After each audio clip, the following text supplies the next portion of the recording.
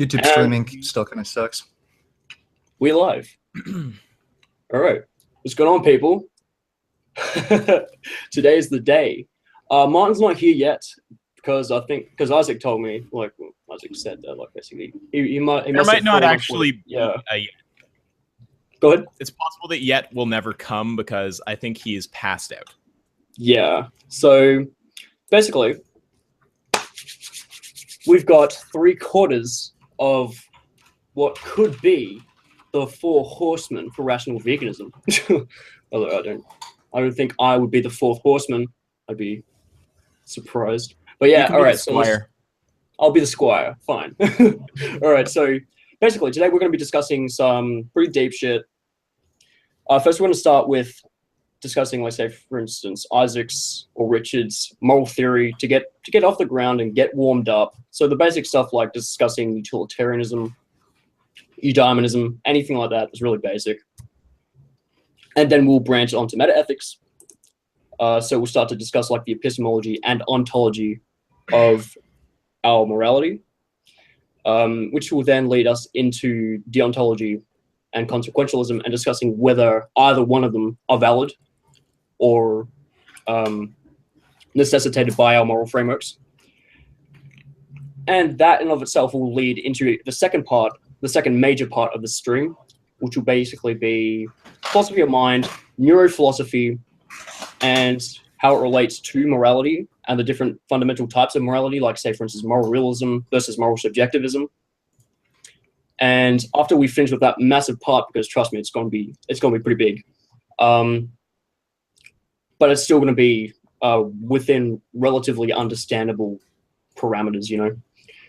And then for the third part, this is the final major portion of the stream. We're going to discuss the best direct offensive arguments for veganism. So we're going to get like the opinions of Richard, Isaac, and then if Martin shows up, we'll get his opinion as well. And then also how we should advocate or be an activist for veganism to promote rational ethical thought. Then we'll discuss things like antinatalism, politics, and changing minds, and then the new contentions to name the trait argument. And then if Martin's here, I'm going to ask him a couple of questions. So let's get started. The first part, moral theory. Sorry, I just want to make sure I follow what you're talking about, because you'll lose me with a lot of lingo. So you're going to get me asking for you to explain things in simple person speak. Yeah. So you said there's basically 3 parts. So the first part, you want to talk about just our personal ethics. Then the second part, you want to talk about consequentialism and deontology. And then the third part, which for anyone who doesn't know, that's like rule-based ethics versus consequence-based ethics. And then the third part, you want to talk about, what was the third thing you said there? The third major part is an assortment of subjects. Oh, yeah. You want to talk about kind of like effective activism and the best arguments for veganism. And then you said just kind of random questions and shit. Yeah, that's right. So the final part will be basically sweet. Just an audience Q&A. So we'll start from the start and work our way to the finish. All right. So this one will go straight to Isaac first, and then I'll ask for Richard's opinion. So what or normative ethical framework are you partial towards and why?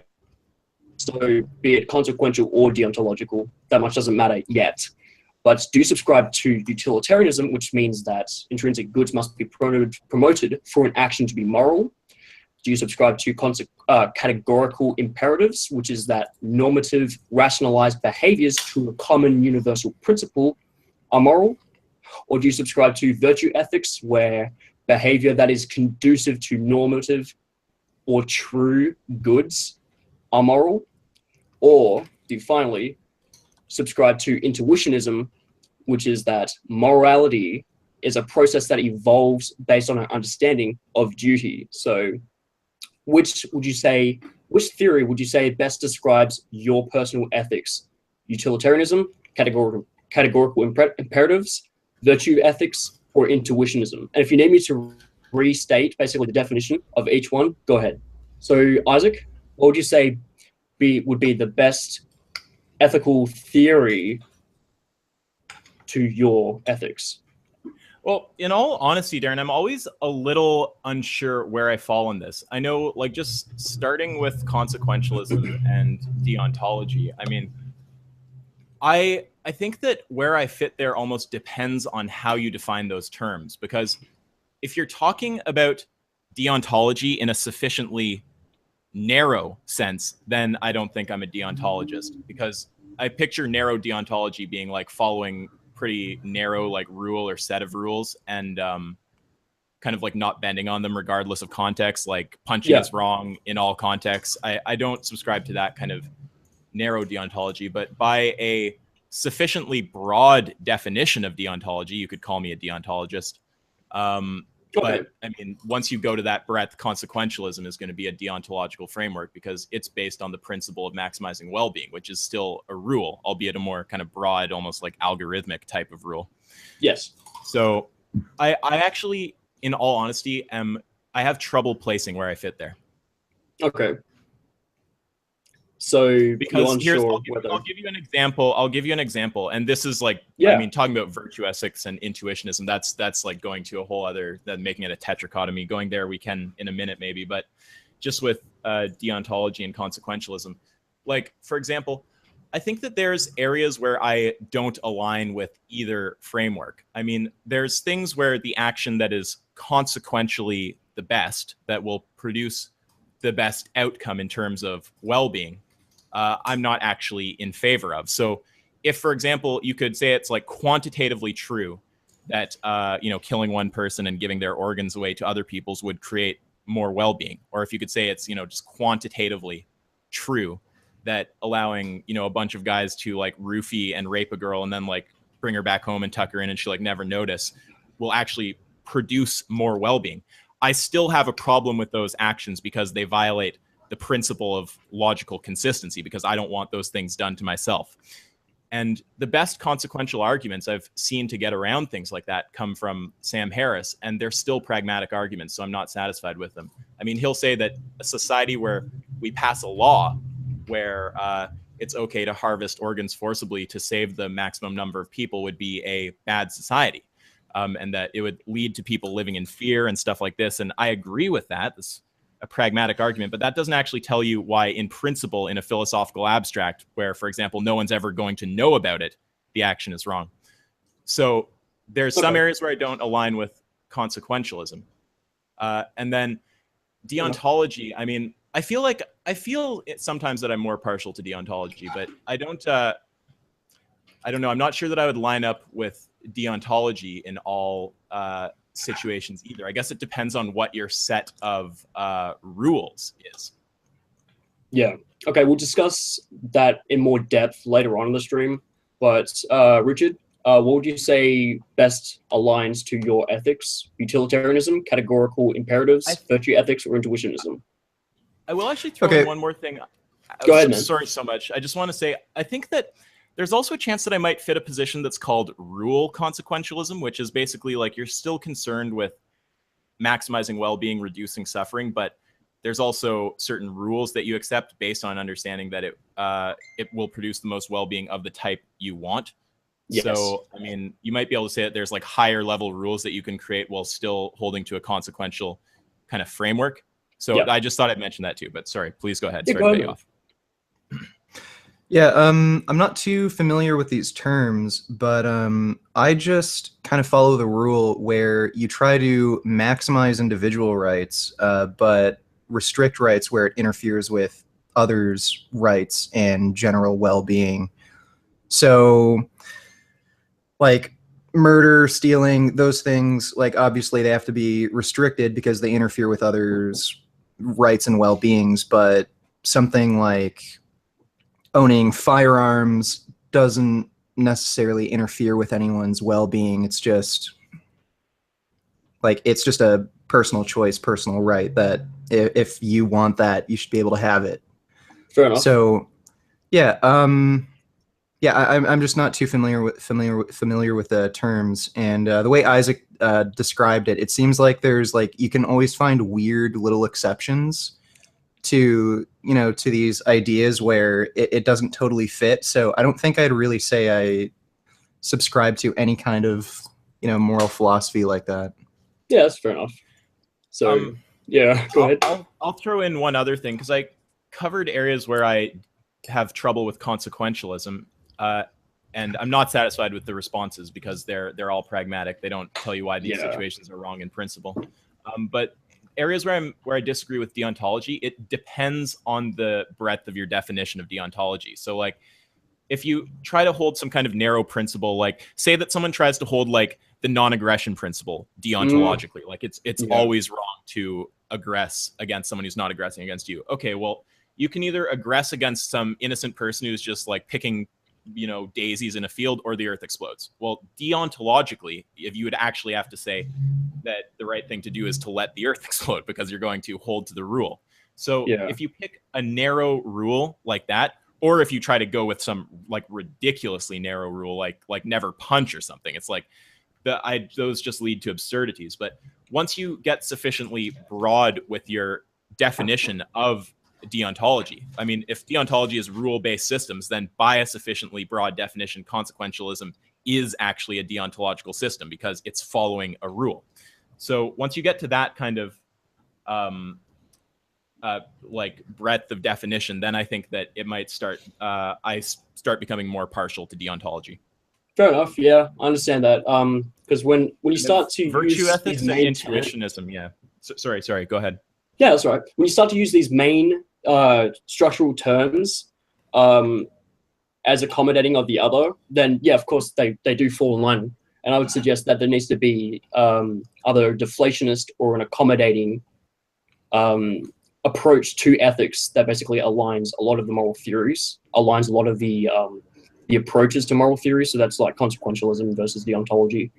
They don't necessarily need to be in rivalry with each other, but we'll get to that kind of stuff later on. So I think we've already exhausted basic moral theories. Well, there's no doubt that narrow deontology is absolutely mutually exclusive to consequentialism. It's just a broad deontology contains consequentialism. Yeah. But I definitely don't think it's an all-around false dichotomy or something. Yeah. All right. And, yeah, that's and fair. if you want to talk about virtue ethics and intuitionism, you might need to give me like general definitions on those, but I can tell you what I think about them. I'm sure Richard can tell you what he thinks about them. All right. So I guess we'll start with virtue ethics. Virtue ethics is basically positing that behavior that is conducive to normative or true goods is what qualifies morals. So that which is moral will be behavior that is conducive to normative or true goods.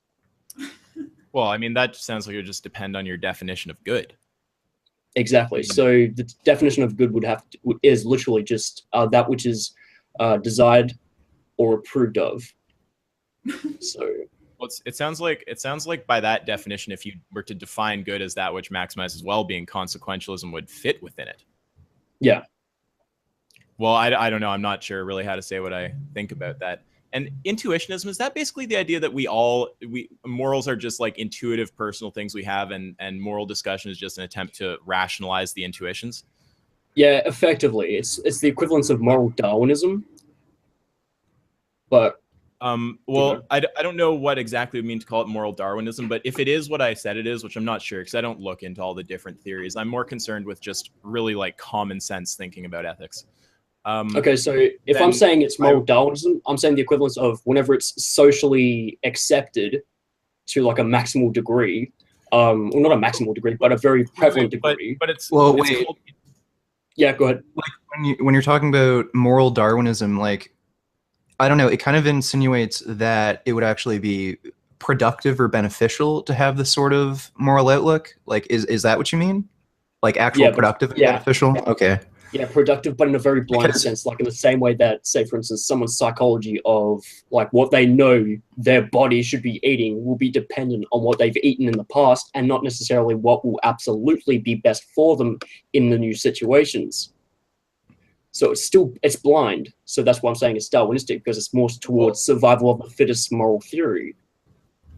Well, yeah, I mean, the fittest moral theory isn't necessarily the one that I would think is ethical. But if the idea, I mean, I always thought intuitionism, it comes from like literally the notion that our ethics come from intuition, and that we think we're coming up with logical arguments, but we're like really like coming up with kind of like post hoc rationalizations. And if that is what it means, if that is what it means, then that's a non-cognitivist approach to it.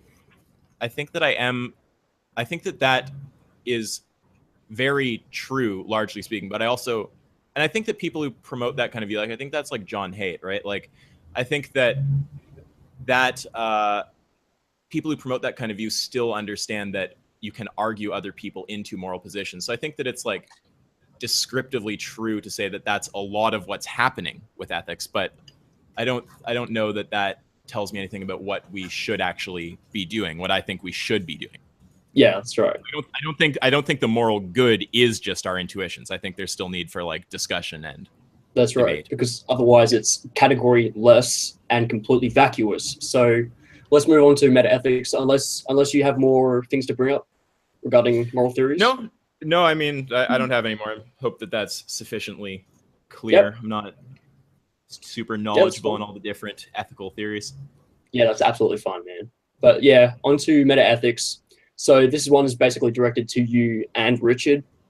So what are your metaethical views and why? So we'll start off with your epistemological commitments and end with your ontological commitments. So we'll starting with epistemology. What do you guys think is the meaning of moral statements? So are they beliefs, propositions, or prescriptions? What are they? Well, if you're talking about like, I mean, I could tell you what my metaethics are, unless you want to go first, Richard. No, you go ahead. Okay, I just thought I'd ask because I've been talking a lot. I would basically say that morality does not exist objectively. It doesn't exist without a subject there to actually consider something moral. So the conditions that we would evaluate as moral, those exist objectively. There's a mathematical truth to what will produce the most well-being. Like, I completely agree with all of that. But the notion that that's actually good is fundamentally subjective. You have to define good on a subjective level. So ontologically, in terms of how I think morality exists, it exists subjectively. We'll talk about the ontology of your morality after we've exhausted the epistemology of your morality. So just what does moral statements? For me, it really makes more sense to go the opposite way. And then with epistemology, so start with the ontology. Well, I've already gone through ontology now. And then for epistemology, what I would say is, I think how do we know and how can we know? Like, I think that once you define what you actually mean by morality, then you can just approach it exactly like you would approach like science or math or anything else, and you can just use the tools of investigation from science, from logic, from whatever domain to just determine what will produce the most good. Okay. So I think epistemologically, once you've actually like defined what you mean by good, then you can approach like determining in reality what types of actions are good in a just like fundamentally mathematical, objective way. So people like idiots, like philosophical vegan, don't understand that ontologically I'm a subjectivist, epistemologically I'm an objectivist. They seem to have trouble with that, and it boggles their minds a little bit, but it seems pretty logical. Obviously, it doesn't exist objectively. Obviously, once you define it, you can talk objectively about it. And at that sense, it's epistemologically approached the same as any other branch of science. And by analogy, I would just say this is very similar to something like light, for example. So, I mean, the color blue, that's our subjective experience of light of wavelength, I think 450 to 495 nanometers, right? So that subjective experience of blue, that is entirely subjective. Blue does not exist without a subject to perceive blue. Where does it exist if there's no one there to perceive it? The light frequency still exists objectively, though. And once you define blue as that light frequency, then you can talk objectively about what is or is not blue. So I would just apply the exact same thing to morality. It's not objectively true to say that a given thing is moral, but once you define morality, you can talk objectively about what is moral. Apply all the tools of science. We'll discuss that in particular when we start to delve into the philosophy of mind, talking about dualism and monism, but it won't be branching into too technical territories. We'll just keep it nice and, I guess, layman. Yeah, yeah, dualism and monism isn't a trouble area for me. I have thoughts cool. there. Cool beans. So Richard, what do you think is the meaning of moral statements? So do you think they're like supposed to be beliefs, propositions, or just prescriptions of what we Well, should do? I'm pretty much in perfect agreement with Isaac there. I think morality is subjective, but once you can agree upon some sort of moral framework, then you can objectively prove within that framework whether or not something is, moral or good or bad. Um, yeah, like I don't really have too much else to say about that. Like I Yeah, really just think like morality to me is subjective, but I think it is a useful trait that we evolved to have. And I know with rodent experiments, we've discovered that morality arises from social contact. So, for a living being to be able to form social contracts, you do have to have some sort of implicit morality there to yeah, be able to cooperate, and that's really where morality arises from. cool. But like we can agree upon certain moral frameworks, like it's wrong to kill within our society, and based on those sort of fundamental assumptions, we can objectively prove within that framework whether or not something's moral or not. Cool. So what would be could you say that there is an objectively right framework? No, no, not necessarily, not unless we agree on some base fundamental assumptions. Cool, cool, cool. So do you think it is naivete, delusion, or sophistry that mainly leads us to different answers? Or are moral truths just relative to each individual?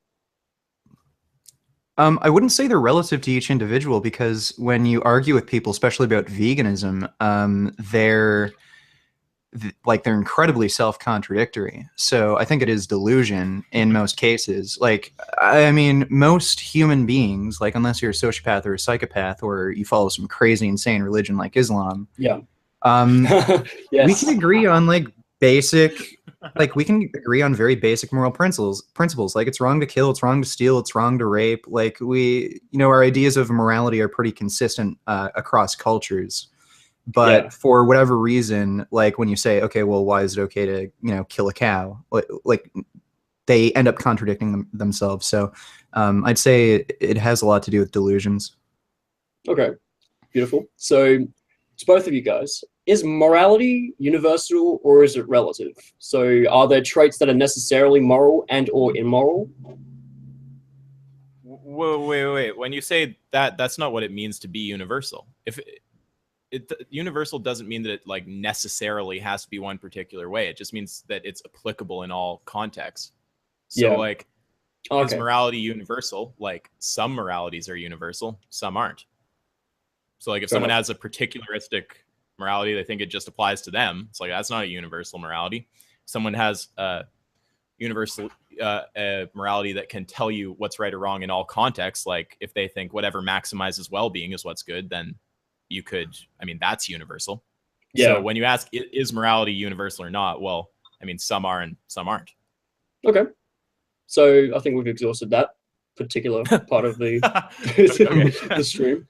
So now it's time to actually talk about particularly deontology and consequentialism. So just touching over it because it is a very important subject and a very contentious subject. So I thought that's what we had just. Okay, whatever. yeah, No, I know go we ahead. did talk about it, but we're gonna just delve a little bit further into it because Okay. yeah, we're just going to plan. So Sure.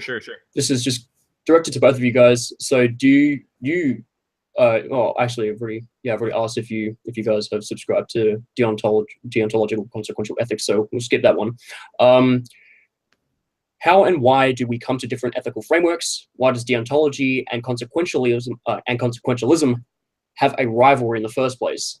Why are they so incredibly like butting of heads? Well, do you mean like conceptually why, or like psychologically and historically what explains that? Let's go with a bit of both. Well, conceptually they butt heads because here we're talking about narrow deontology because, again, a broad definition of deontology includes consequentialism because it's based on a rule. But if you're talking about narrow deontology, well, conceptually, the reason they butt heads is because they generate different answers. So, I mean, if you have pick your deontological principle. I mean, let's say hitting is wrong. Okay, well, there's someone who's raping a child, and you only have your fists. I mean, is hitting still wrong in that context? Well, I mean, if the rule is that hitting is wrong, then yes. If you're concerned with the consequences, and I mean, there's different forms of consequentialism, but the general form is some kind of concern with well-being and suffering. Well, then no, that gives you a different answer. That tells you that the right thing to do is to hit that person. So they butt heads because they generate different answers. And then why do people hold those two views? That I have actually, to be honest, not thought about. I honestly don't know what draws people to those two views. I think deontology is maybe like narrow deontology is kind of like appealing to people because it's very totalizing and it kind of like gives you answers to everything and you can like speak very categorically about stuff. I think that could be part of it. Kind of like, I mean, religious morality is deontological, and that's definitely like a thing that gives religious people their kind of like conviction and strength, like just having this rule set basically. Why are people drawn to consequentialism? I think, well, I mean, I honestly, I don't know. I think it's just intuitively obvious to people that they're concerned with the consequences of their actions. So I don't know really what explains why people take to the two positions, but I hope I've done a good job of saying why they butt heads conceptually. Yes, you have, good sir. So what would you say would be the main fundamental building up to reaching either one? So what is like the main argument for consequentialism? What would be the main argument for deontology? Reaching such, not necessarily how efficacious either one are for reaching moral conclusions, but why do we arrive at either consequentialism or deontology in a very argumentative methodological sense? And should we inevitably reject one or accept both? Well, you can't accept both if you're talking about narrow deontology and consequentialism because they're logically incompatible. So, I mean, I definitely categorically reject narrow deontology. It doesn't make sense. And then if you talk at broad deontology, it's a false dichotomy. So it's not necessarily clear to me. I don't know. Okay. So, Richard, would you actually call yourself more towards deontology or consequentialism? I don't know. When I think of morals, I don't necessarily think of causing, like trying to create the most amount of good necessarily. I think of it more in terms of freedom and rights. Okay, but how do you arrive at freedom and rights? Well, I think like I just value freedom and like personal responsibility above just trying to produce the best overall well-being. So that sounds like it's trying to arrive at non-cognitivist types of ethics, and that sounds kind of very similar to how friend ed tends to like and stuff, non-cognitive.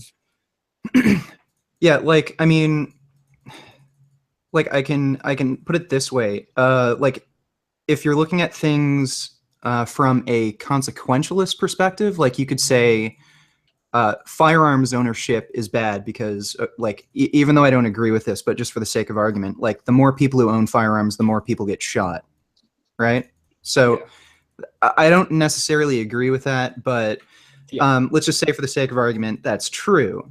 Well, just in that situation, I'd personally value like the personal freedom of being able to own firearms and defend myself adequately over, say, safety in general, safety of the population. Yeah. And you could actually argue a consequentialist view that is geared towards gun ownership, that more people who own guns. Yeah. So you could. Yeah. When it comes to these extensional ethics like rights, virtues, and all that kind of stuff, it's highly context based. So you can basically argue for either or. I think in that context, though, he was just making the assumption that it is in fact true that more guns on the street means more deaths. but I understand you Yeah. can consequentially maybe Well, argue. we could say, we can argue like more cars on the road, more car accidents or deaths. Yeah, Like that's exactly. a definite fact. Like we could do that, and like you could argue, okay, well, if we just make it so it's illegal for people to drive cars and take that right away from them, that could save lives potentially. Like, I'd say the freedom of being able to drive is worth more than just the general well-being that people have of, reducing death or risk of injury and accidents. So I don't know. I just place more moral value over rights and freedoms than, say, well-being. Okay, so And again, it's going to kind of depend on context too. yeah, I have two things that I want to say here. So,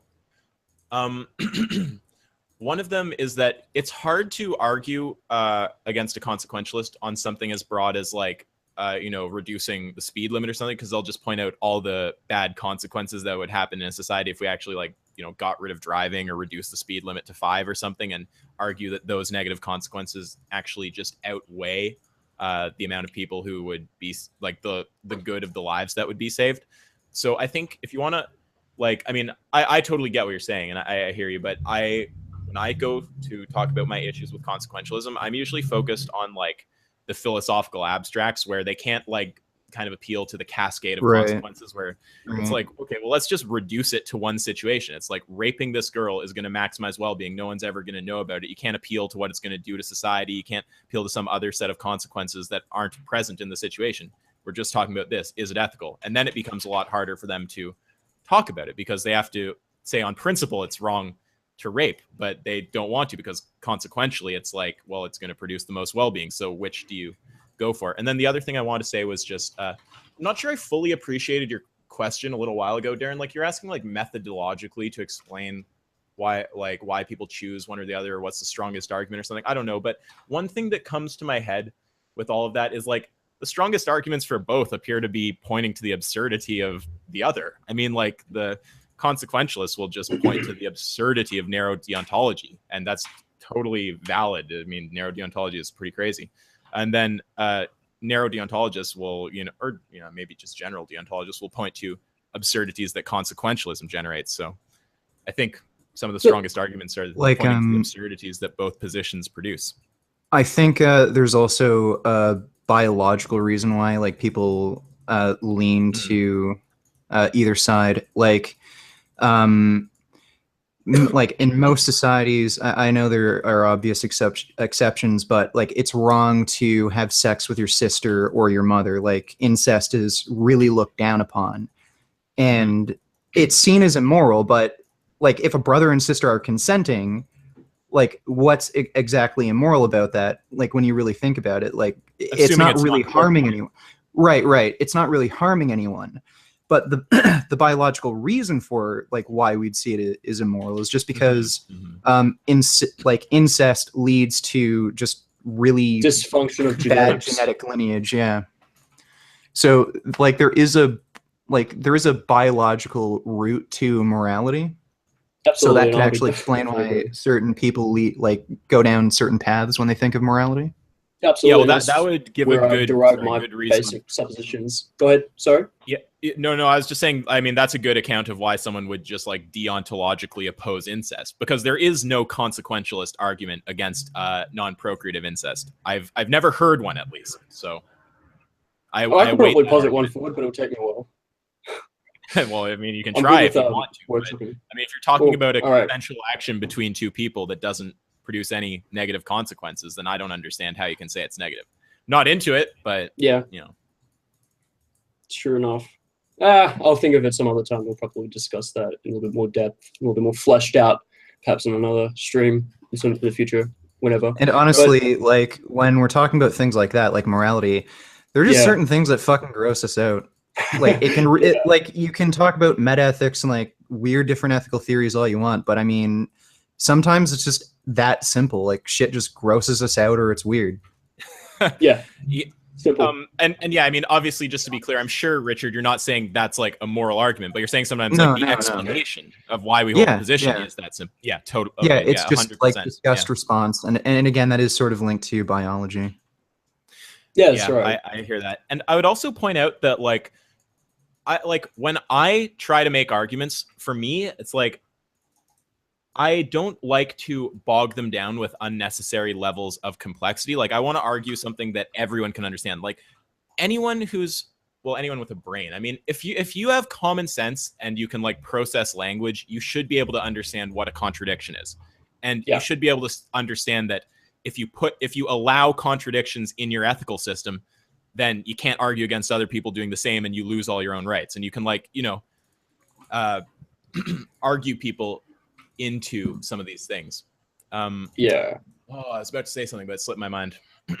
What if you argue from an arbitrary standpoint to say as if that morality is in fact, like say for instance with error theory, the subjectivist error theory, that all moral statements are false unequivocally. Yeah, I mean, I do have an opinion on that. Yeah, with error Yeah. theory, it's So like go ahead. that's. I mean, it's technically true because moral statements are only true conditional, and they're true conditional on the assumption that you've actually defined morality. Like, I mean, it's not objectively true to say it's good to not rape your mom. I mean, it's good. It's objectively true if you define good as that which maximizes well-being, or any definition that excludes raping your mom. But it's not.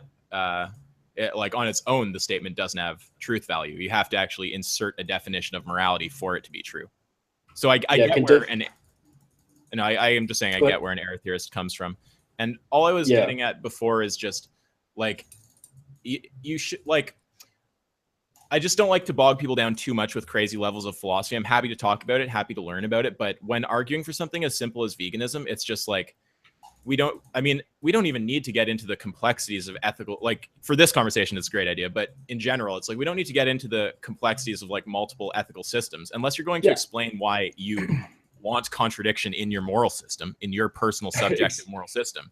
Then I'd see Yeah. it as a red herring. Like if someone tried to go to this kind of turf in a debate about veganism, I would absolutely not even let them go there. You know what I mean? Yeah. That's fair. Would you say that because I had this brought up before in a conversation, that Sure. if you appeal to the absurdity of your opponent's moral framework, is that not an appeal to popularity? How?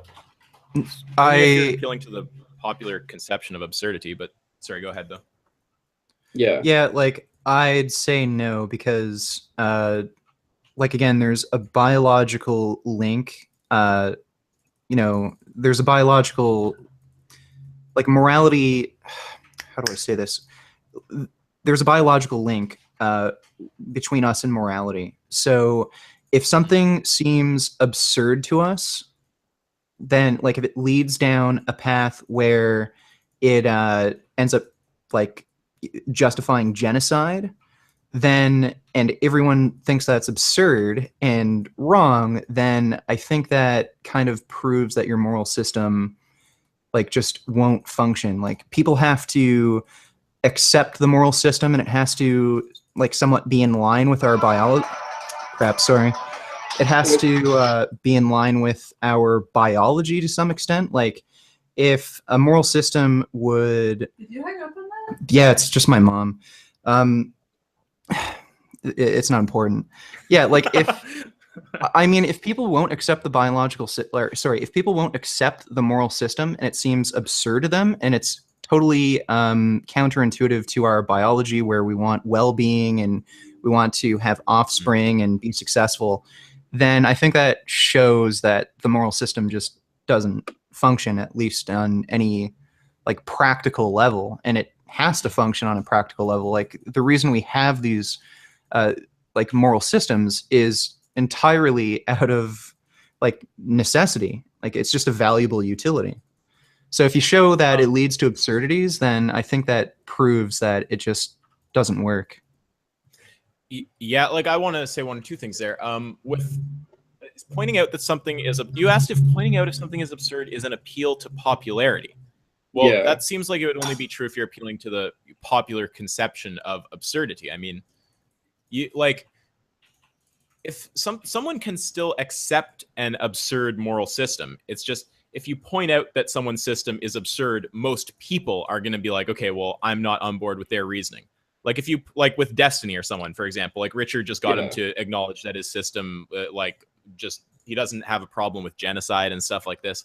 And you know, most people listening to that, even carnists, are like, they're not agreeing with him. They're like, even people are still gonna go and eat their fucking bacon. They're like, there's still some bullshit reason to eat bacon, but they're not buying into his reasoning because Richard has exposed it as being so absurd. So, I mean, it's not like immorality becomes objectively wrong because it's absurd, because it was never objectively right in the first place. But Yeah, Okay. like if you point out it's with more absurd, no one's going to buy into it. yeah, like morality is just inherently subjective to begin with. So, you know, people have to agree upon it. So it's not really an appeal to popularity. It's just like moral systems have to be agreed upon or else they just don't Mhm. work. So I wouldn't say that's an Yeah. appeal to popularity. How about No, for the them to appeal to be satisfactory popularity. to an standard instead of being satisfactory to an approval rate? Sorry? Can you say that again? So how about satisfactory to an actual set of standards that are conducive to moral conclusions rather than being satisfactory or satisfying of popular, or not popular opinion, but what typically our genome tends to gravitate towards? So Could we not, I just instead of, I hear you making a distinction between, you know, what like satisfying the populace or satisfying some set of principles, but I don't understand what you're asking about right now with those Like- two things. is it necessarily the case that we have morality that is geared towards satisfying what typically arises in our genomes, our preferences as human beings, typically? Well, I mean, it's not well, typically, sure, necessarily no. I mean, people can there's weird people who would accept a fucked up moral system. There are just mentally unstable people out there.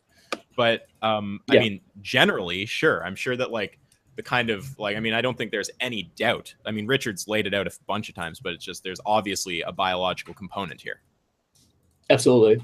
All right, so if you can't guys are, you can't appeal to it because the biological component can generate negative aspects of morality, but it's still Yeah. rooted in biology. Yeah. That's where it comes from.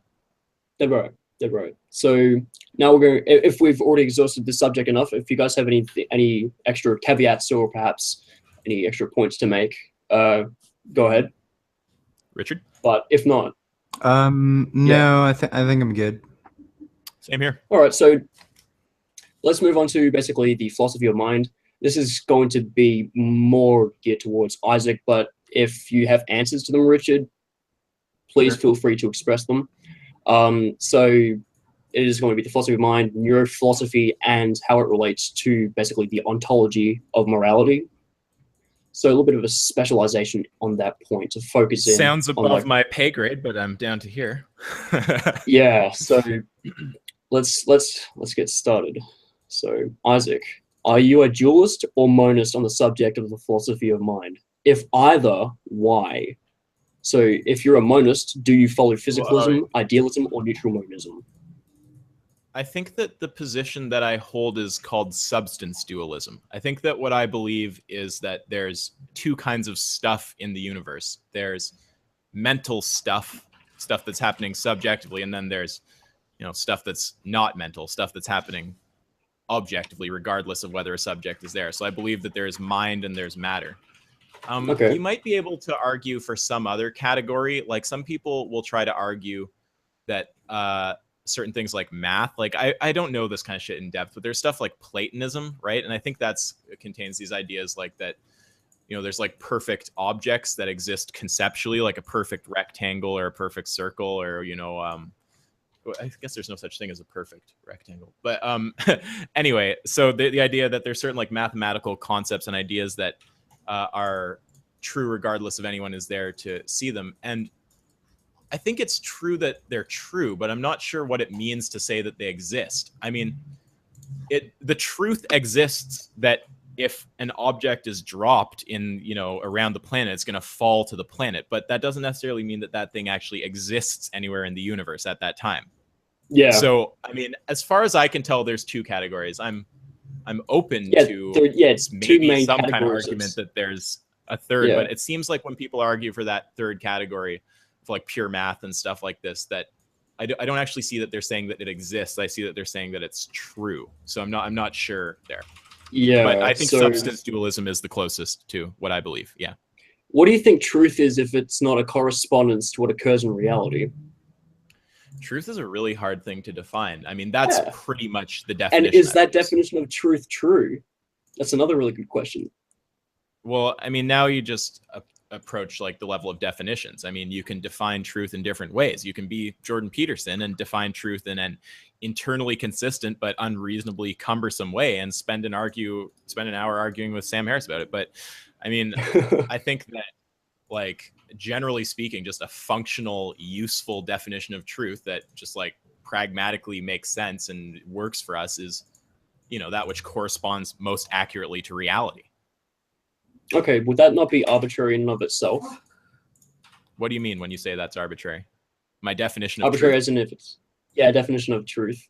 Well, I mean, all definitions are on some level arbitrary. I mean, you can, like, when you're defining things, you're defining things.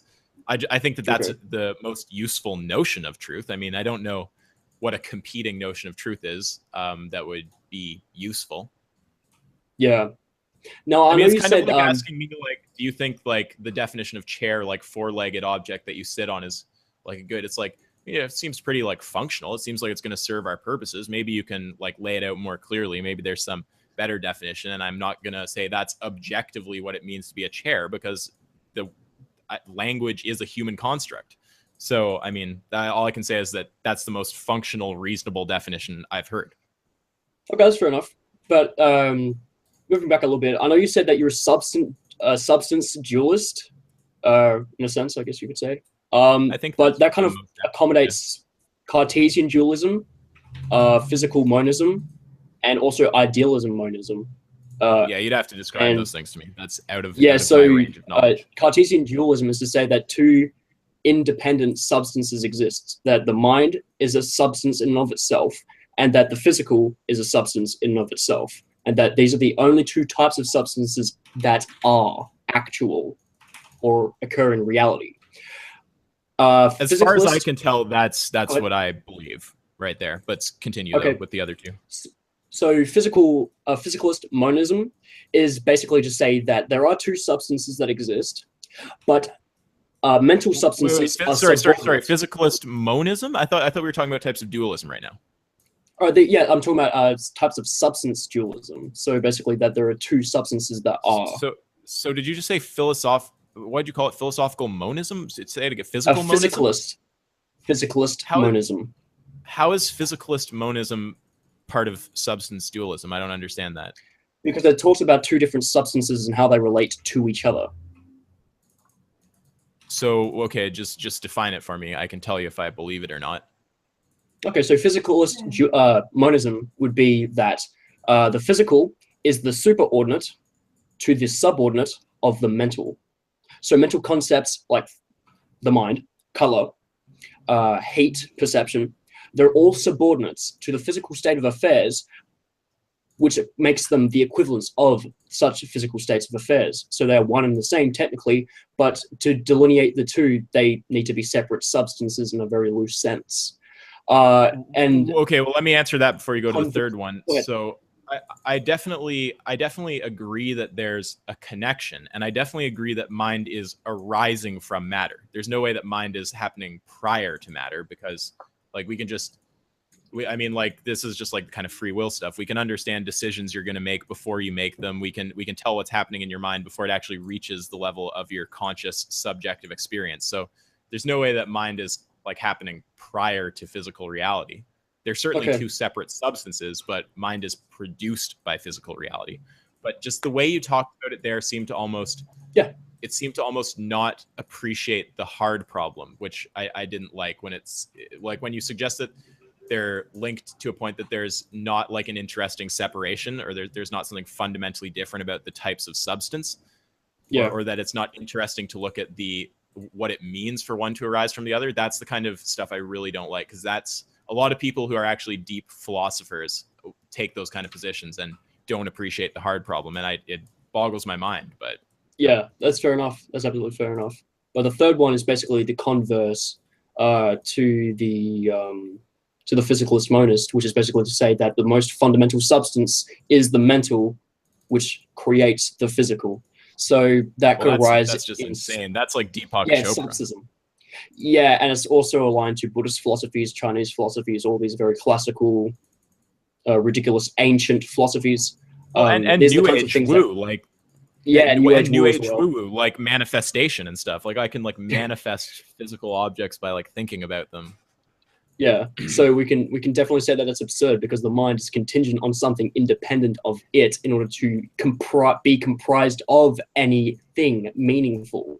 So Wait, say that again. Sorry. I guess the mind is dependent on something independent of it to be comprised of something meaningful. Oh yeah. Well, I mean, if you're saying it requires some kind of base physical reality to actually exist, then yeah, absolutely. Yeah. So objectivity is necessitated for basically the whole concept of mind. So moving on, next I don't know question. what that means exactly the way you said it, but yeah, go ahead.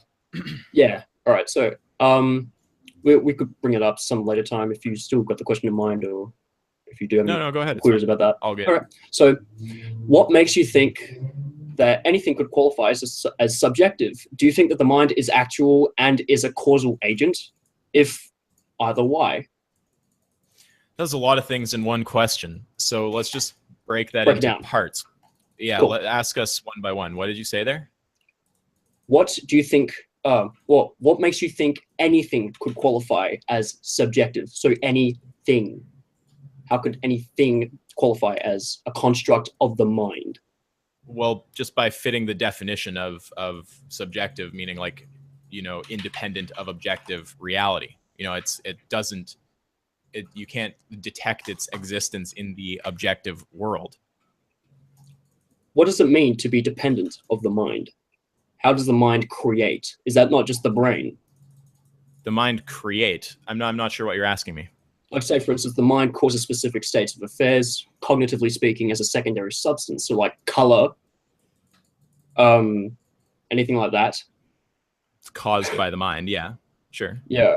What does it mean for anything, like, say, for instance, color, to be caused by the mind and not simply just a state of affairs that is recepted by the brain through senses as actually how they are?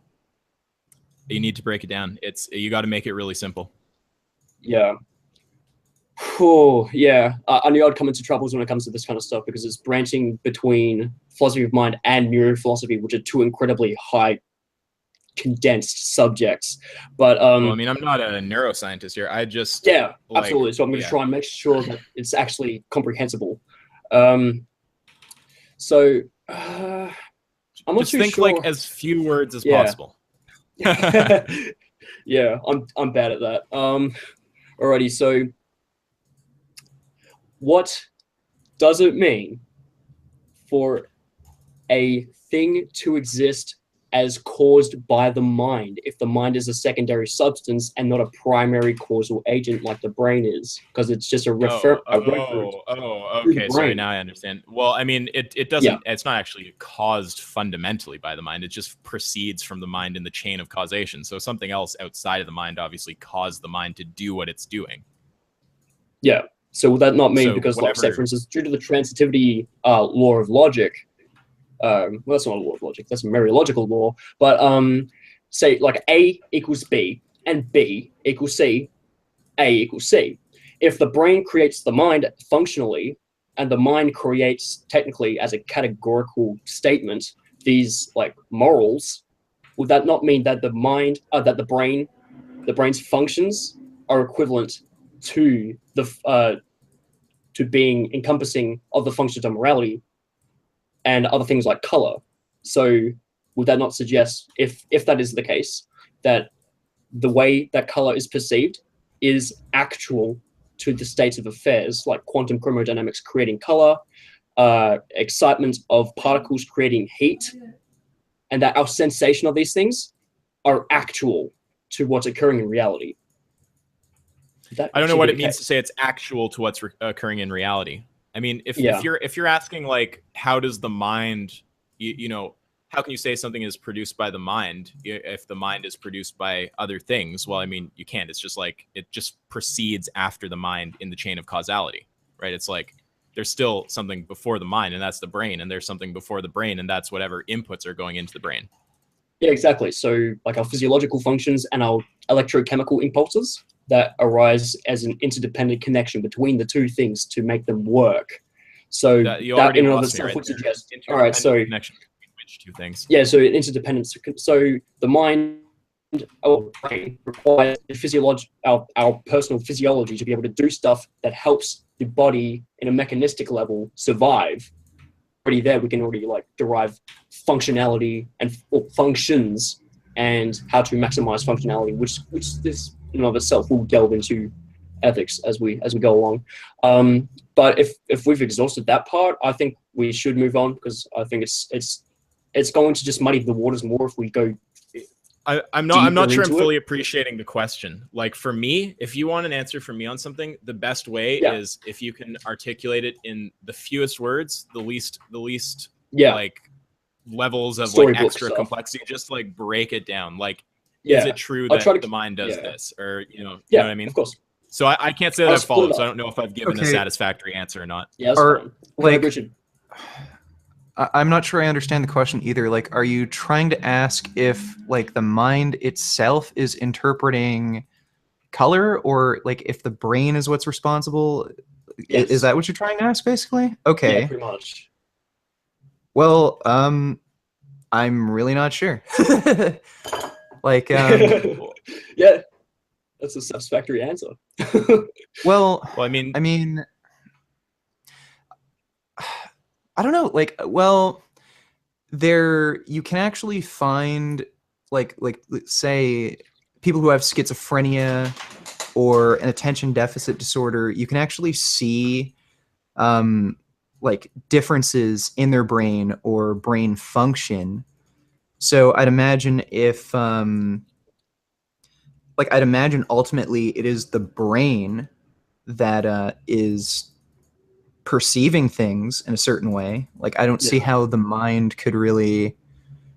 Yeah, I don't really see a big separation between the mind and the brain. Yeah, and so with that really, Richard, would you?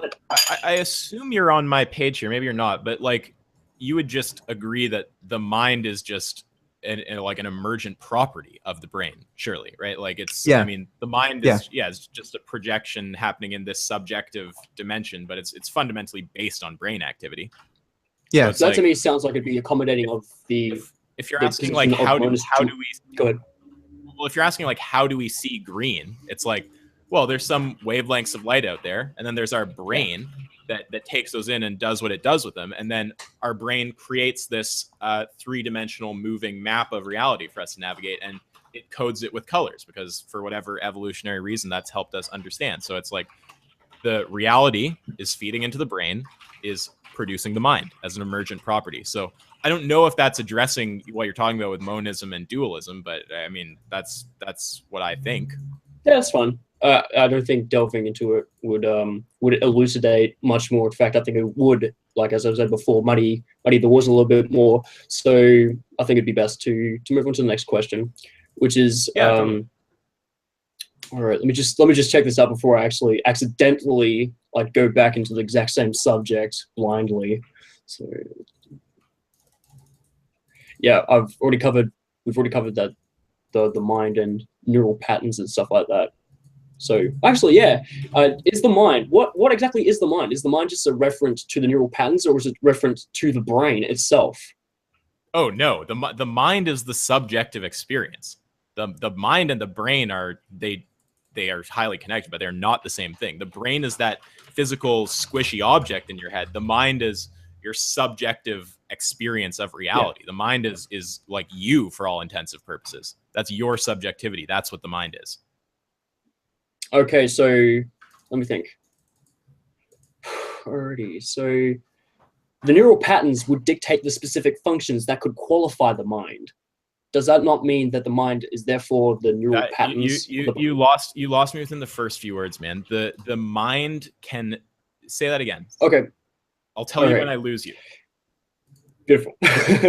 So, if the mind, if the brain has specific neural patterns which serve as functions, that could meet the criteria.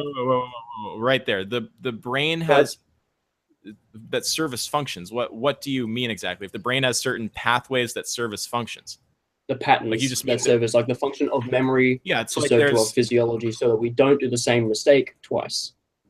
Oh, okay, yeah. There's a physical function to our brains. Our brains do things like memory. Seems uncontroversial. So it's just if the mind is comprised of specific functions, like, say, for instance, our ability to perceive ourselves, the quote-unquote subjective experience, doesn't that mean that the mind in of itself is literally just the functions demonstrated by neural pathways and their reference to senses?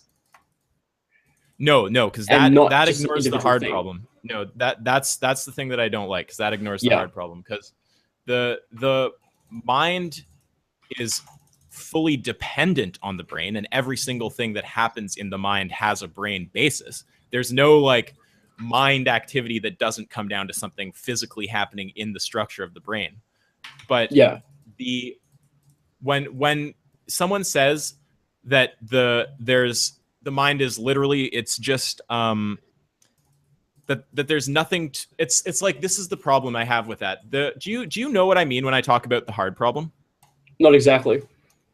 So there's the hard problem is basically like, how does consciousness arise? So there's whole like areas of philosophy, and like all the major sciences don't even like really pay attention to this question. This is like a kind of philosophy question, but there's whole areas that just like completely ignore this problem and think it's not interesting. And it's like, how does depression arise? Well, like this area of the brain is firing in this way and doing this thing. It's like, well, wait. No, that's an explanation of correspondence. That's telling me what brain activity corresponds to which mind activity. But that's not actually explaining the hard problem, which is, how does it arise? How does whatever's happening in this three-dimensional world make its way into this other dimension of subjective reality? And some people cannot appreciate why that's a weird question. So I don't know. Do you follow what I'm saying right there? I follow what you're saying, yeah. The easy problems are problems of correspondence. So when you're talking about like basically like mind brain, it's like the easy problems are correspondence problems. Like what is suffering? Well, suffering is when this area is doing this thing. You know, what is memory? Well, memory is when this area is doing this thing, etc. Right? The hard problem is how does that mind state actually arise from physical matter? How is the matter producing mind? That's the hard problem. The correspondence problem. Could the question be difficult because it's vacuous? That the idea of the mind in itself is that possible? That the actual idea of the mind be vacuous? Well, we're experiencing the mind. How can it be vacuous? It's okay. This is the thing, is like, I don't know why, but some people just do not appreciate how trippy this is. And once you do, it'll weird you out. It's like, where does your subjective experience exist, Darren? Where is it? That's cool. Yeah, that is cool. It's not a matter of where, it's a matter of how.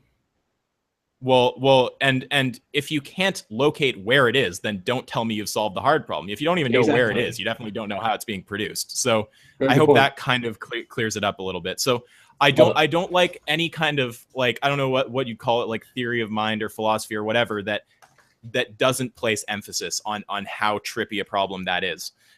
When we just talk about mind as totally correspondent to brain, like that's true, and all those correspondence problems are super interesting, but when it seems to actually not acknowledge the hard problem, that's when I'm like, I don't like the way that was phrased. Yeah, that's fair. Absolutely fair. Because these are just basically our fundamental metaphysical opinions on these things, and frankly, you've got to be rigorous about it and ask yourself, has demonstrated a very good approach. So yeah, you've definitely taught me something about the hard problem and stuff like that. So yeah, I'd probably shift more towards Cartesian dualism at this point, because it's starting to sound a little bit more trippy than it once seemed. To be clear, Darren, that's just the view that there are just two types of substance, mind and matter. Yeah. So I think that's where I fall too. I mean, I was calling it substance dualism. I don't know all the terminology. I can just tell you what I believe and what makes sense to me. Beautiful. All right. So I guess we'll move on to the next question. So, Totally. do you reckon we should just like move on from the philosophy of mind? I'm down for whatever, man. What kind of time you have, Richard? You gotta get on to doing shit? Not really. Like, I can stay for another hour, maybe. Excellent. Yeah, so whatever you want, Darren. You don't have to Beautiful. use that whole Okay. time. Also, Jasmine says whatever 40 you minutes. 40 minutes. All right. So we'll make sure that things are nice and to the point. Make things nice. And Happy wife, happy life. easy. Yeah. Oh yeah. So I think it's time to actually get on board with the subject of this discussion, veganism. All right. So we'll start off with just simply, what would you say would be the best response? Not response, actually. The best direct offensive, like on the offense, argument for veganism. If you were to go up to someone and argue for veganism to get them to be convinced, what would you argue? So we'll start off with Richard, and then we'll move to Isaac. Before you ask him, can I just clarify your question? Yeah. Are you asking what is pragmatically the most effective, or what is logically the most clear case? Are you talking Logically. What's most likely to convince someone, or Okay, just curious. That's a really good distinction. Oh yeah, 'cause they're different. Yeah. Sorry, I didn't mean to cut in though. I just wanted to know what you're talking about. That's great. I'm glad you did. Yeah, let's opt for the logical one first, and then if it's not going to be what's too the best time logical consuming, argument for you? yeah, what's the best logical offensive argument, not as a response to, say, for instance, some random metard like Anna Spears. You don't even need to ask me that. Everyone knows my answer to that question, but you can ask Richard. I'd like to know Richard's particular logical approach to an offensive argument rather than a defensive argument. All right. Well, I'd say animal rights extends from human rights. If you believe it's wrong to kill a human being for no justifiable reason, then you should also find it like wrong to kill an animal for no unjustifiable reason. Because really, our sense of morality and what gives a being moral value stems from empathy. And since you have empathy for another human being where you can put yourself in their shoes where, you wouldn't want to get stabbed to death.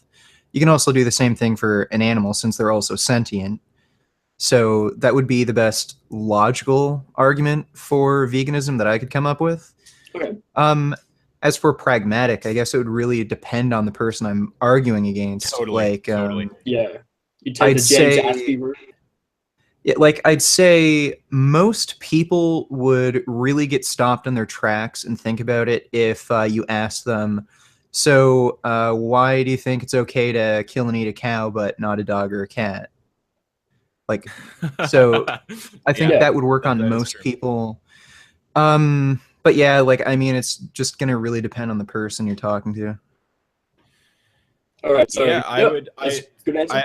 I really agree with that. There might still be, this doesn't contradict what Richard's saying. There might still be obviously a general argument that's like you could say is the most pragmatically effective on average, but obviously what's going to be the most effective will vary per person. There might just still be one that's like statistically does the best or something, but it might also depend on who's delivering it, because delivery style and like argument type, I don't know, people will kind of base it a bit on who you are. And so just to answer your question, so logically, obviously, I think the best argument is name the trade. I prefer to argue like that because I don't like to get into all this like nature of morality, meta ethics, all this kind of stuff. I like to not have to bootstrap vegan ethics from the ground up. I like to just go from the beliefs they already hold. It's like, okay, well, that's right. Kind of like Richard was saying, it's just like, well, I mean, you don't want to be stabbed. You want laws in place preventing that.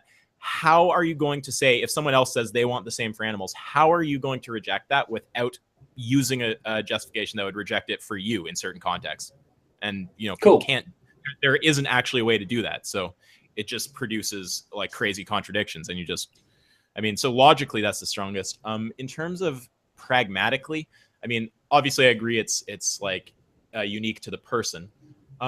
Generally speaking, I don't know. I mean, it's got to be like some combination of like kind of making them empathize with animals and making them understand how easy veganism is. Yeah, because if you read books like just $4, what was it? $4 vegan. Yeah, food, I have that right here. Vegan on $4 a day. Yeah, that and the China Study, great books for people who want to introduce themselves to the economics and the health benefits of veganism. But go on, if you still No, have I more mean to say. that's pretty much all I had to say. And like the reason that I spend time clearing up the logic is, it's like, well, I've got a bunch of reasons, but it's useful to Yeah, understand where you're located in the conversation and to understand why things morally don't make sense. Even if you're not going to just spew the raw logical form at someone, you can get like, okay, they're saying like intelligence. They don't want to be killed if they're less intelligent. And that kind of just gives you a yeah, whole bunch of options of how to structure that. You're like, you could talk about how intelligent their dog is. You could talk about people who are mentally challenged. And there are ways to do that that aren't as abrasive as I am. Like I'm forceful because I'm doing debates, but obviously yeah. when you're talking to individuals, you need to have people skills, and that's probably actually more important than, maybe not more important, but it's massively important, and maybe sometimes more important than your arguments. Okay, so how should we advocate for veganism to promote rational, ethical thought? So how do we argue for veganism and at the same time teach people how to actually think morally and reject these subjectivist, well, not subjectivist, but radical subjectivist and relativists and nihilistic arguments? How do you get those people convinced that those aren't desirable moral frameworks? I need to ask you the same question again, which is, do you mean like Yeah, pragmatically? What's the most effective way to do pragmatically. that, or like logic? Let's go pragmatically Pragmatically, in this case. how do you get them to abandon nihilism? Um, I mean, I think you kind of just have to like maybe just like kind of look them in the eye and be like, are you really telling me you just wouldn't give a shit if I stabbed you? Like that's kind of what comes Yeah, to my mind. I don't know. I'm not sure. yeah, that's Yeah, fair. What about you, Richard? I'd literally say the same thing. I mean, all these people who Cool. say they believe in nihilism, they're kind of like full of shit. Yeah, Obviously, they don't want to live in a world where like everyone does everything without any like care or any feeling of responsibility. Like, they're not really nihilists. They just don't want to take responsibility for their own actions. yeah, that sounds like So, the incoherence of bearing, like where he basically yeah, affirms and denies moral values, like an yeah, absolute yeah, spastic. totally. Yeah. I would also make one little comment about nihilism, which is, I think, like again, like in terms of ontology, I think we're probably all nihilists. I don't think that any of us think that there is a moral dimension to existence.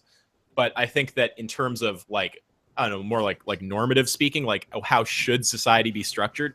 There's no fucking way that I'm a nihilist, and I know you Yeah. guys aren't either. And I don't think any Yeah, thinking person can be.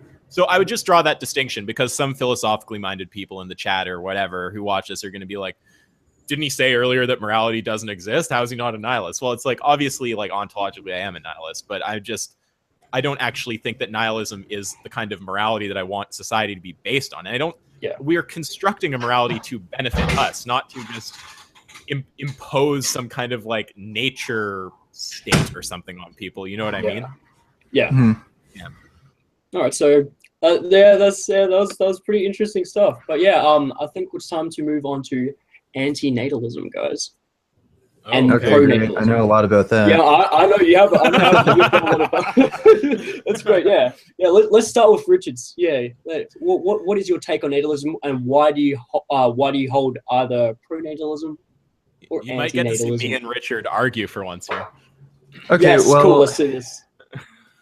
like I I'm antinatalism to a point. Like, I mean, I don't think know. everyone should not have kids and like just completely wipe out the human race. I think the right to have children should be restricted, like sort of like they do in China, where you have to have a limit on the amount of children you can have, and who can have children. Like, really, in the most ideal world, I'd say everyone should be sterilized at birth, and then, like, say when you're of age and you want to have children and you're with somebody, you'd have to be approved for some kind of license to have a child. Like, that would Yeah, be the ideal society I could see. It's like, I think something ridiculous, like 70% of pregnancies are unplanned. It's just crazy. And there's what? just too many, yeah, and there's just too many fucking morons having children. Yeah, Like, there's so many broken homes. Like, if people had to go through that, like all the paperwork to have children, and they had to make like a conscious decision to have children, I think society would just be a hell of a lot better. And population control would also be a huge benefit too, because like 9 billion people in the next 20 years is just fucking crazy. Yeah, fuck that. Yeah, Okay, and so- also another question, just before you guys continue, would be should either natalism or antinatalism be an extension to ethical veganism? If so, why? But yeah, go on, Isaac. Do your thing. Well, I mean, I'll let Richard keep his flow if you want to answer that question. Yeah, absolutely. Oh, well, no, I'd separate it from veganism. Like, veganism is its own thing. I wouldn't want to attach it to natalism or antinatalism or, I don't know, any other kind of political ideology. Because you're going to have people who disagree with that. Like, I mean, within the vegan movement, there are pro-natalist vegans like, what's her name, Swayze, a natural vegan. And, you know, there are people like me and even Durian Rider, he's anti-natalism. Like, not having been in the same camp. Yeah, there's there's disagreement between, you know, vegans, so I don't see why that should become a part of veganism, like natalism or anti-natalism. I see animal rights as a completely distinct topic. Okay, I'm but the going ways to take of him reaching in animal rights. Yeah, go ahead. I'm just going to take them in reverse order. So starting with whether it follows from veganism. Okay, so I think what Richard just said, I mean, I don't think you're going to get to see us argue. I agree with pretty much everything there. But cool. It's the same problem as intersectionality, right? Which is the more propositions you add to veganism, the less people who are going to accept it. So it's like the more shit you bulk on there, the harder it is to get across. Now, having said that, it's logically impossible to be a vegan and not contradict yourself and hold certain positions, right? So like if you're a vegan, it's logically impossible to be consistent and reject human rights. So there are positions that follow necessarily from veganism, but I don't know that there's no way that like hard antinatalism follows from veganism, and I don't think there's any way that hard natalism does either. Like I guess that kind of takes me to what I feel about that whole topic. Like, okay, well, I think hard antinatalism, obviously the logical conclusion of that is voluntary extinction. So I'm not for that. I think that, you know, there's going to be more well-being if humans exist and learn to exist in a great way. We can bring so much good to the universe, to ourselves. I don't think that the suffering of life actually means that we should just like give up on it and extinguish ourselves or something. So I'm not for hard antinatalism, but the opposite position, which is just like intense natalism, is just what you want to like overpopulate the earth and just destroy everything. So I'm just for maintaining like reasonable, sustainable birth rates. I mean, that's kind of what I feel like. And when it comes to implementing it, I mean, that's one area where I might like be a bit different than Richard, because you're kind of comfortable with some things that are a little too, like, I want to say authoritarian for me. I don't know. You can come back on that, but like, I have big trouble thinking that it's okay to like sterilize people against their will, even though I don't want a lot of those people to have babies. When you talk about government incentives and like setting up incentive structures to like encourage the right people to have kids and the wrong people not to, 100% I'm for that. But I don't know about, I don't want to like force people to not have kids. I just want to strongly incentivize people to have an appropriate amount of children. I see. So like tax incentives, things like that. I haven't really thought like pragmatically about exactly what kind of incentives, but nothing strikes me as like fundamentally wrong about a tax incentive. Okay. Yeah, that's like, what they did in China. Sure. Yeah. Like I would never support a policy that's like, we're going to forcibly abort you. I know you don't support anything that authoritarian, but there's stuff that's a bit kind of like in the middle, like forcible sterilization at birth, that I'm just like, I don't know if I can get on that train. Fair enough. I also know that's not an argument against it, so I don't know, really. I'd have to think about it. Definitely to deliberate on the possible consequences. Like, I can see how having forced sterilization could potentially be a problem. I mean, you could almost do, the government would possibly be in a position to do, like, ethnic cleansing, where you just don't allow certain groups to have any children. So like there can be issues with that. Like you could get into eugenics where the government will just not let people like below a certain IQ level have children. Like, I don't know, you could go down some dark avenues. Like, I think there are some valid arguments against it. But I don't know, if you just put some pretty hard laws in place, like that prevent certain things like that from happening, I think it's fine. I'd still be in favor of that. Okay. Yeah, so the picture that I'm getting here is that, like, as far as I can tell, we generally agree. Neither of us are for like hard natalism or hard anti-natalism. Cool. Correct? It's I good just to take a wanted to majestic confirm. ground. Yeah, and then it sounds like pragmatically in terms of actual strategy, there might be like some disagreement there, but I think generally we could like talk about reasonable policies and reach a lot of common ground. Beautiful. So, time to shift gears one more time. Okay. Onto really the politics of changing minds. So, like Effective activism is what you're talking about. yeah, effective activism. But with regards to history, and I know me, Richard, and Martin have appeared on, like, say, for instance, the Drunken Peasants. So they're lots of fun to deal with. The biggest group of dogmatic twats I've ever come across. Yeah. And literally, Darren, did they respond to you? Yeah, it was spawned dogmatism from the ideals of TJ, who just doesn't understand a lick of ethics, and basically uses that ignorance as an argument against people who are presenting arguments for ethics. So it's almost like an internal methodological doublethink. So He kind of just it creates. Yeah, like with me, he just seems to appeal to personal preference. Yeah. Like he's like, yeah, well, you could say that, but I just don't want to live that way. Like that. Yeah. That's really his argument. Yeah. Well, and you know, I'm working on a response to him about the stupid "I hate cyclists" video he did. Like, it's kind of relevant to what we're talking to, but yeah, I mean, the guy has a tendency to appeal to personal preference and just ignore all evidence, and it's to the extent where he'll actually say that we shouldn't come up with a solution to the problems he's complaining about. Like, oh, you mean he does that in the bike context? Oh yeah.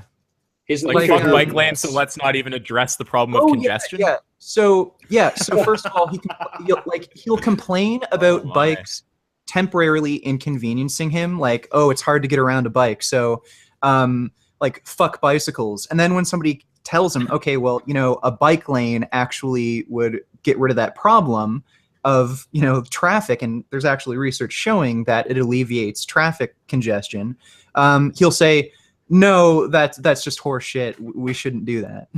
Yeah, he's a with no sophist than Friended, except he takes it in a non-cognitive sense where he just doesn't actually understand what the fuck he's talking about. Yeah, like TJ, I don't know. It's just like he appeals to personal bias and just he just has this sense of entitlement, I guess, where it's like, I feel this way, so I should be able to do it.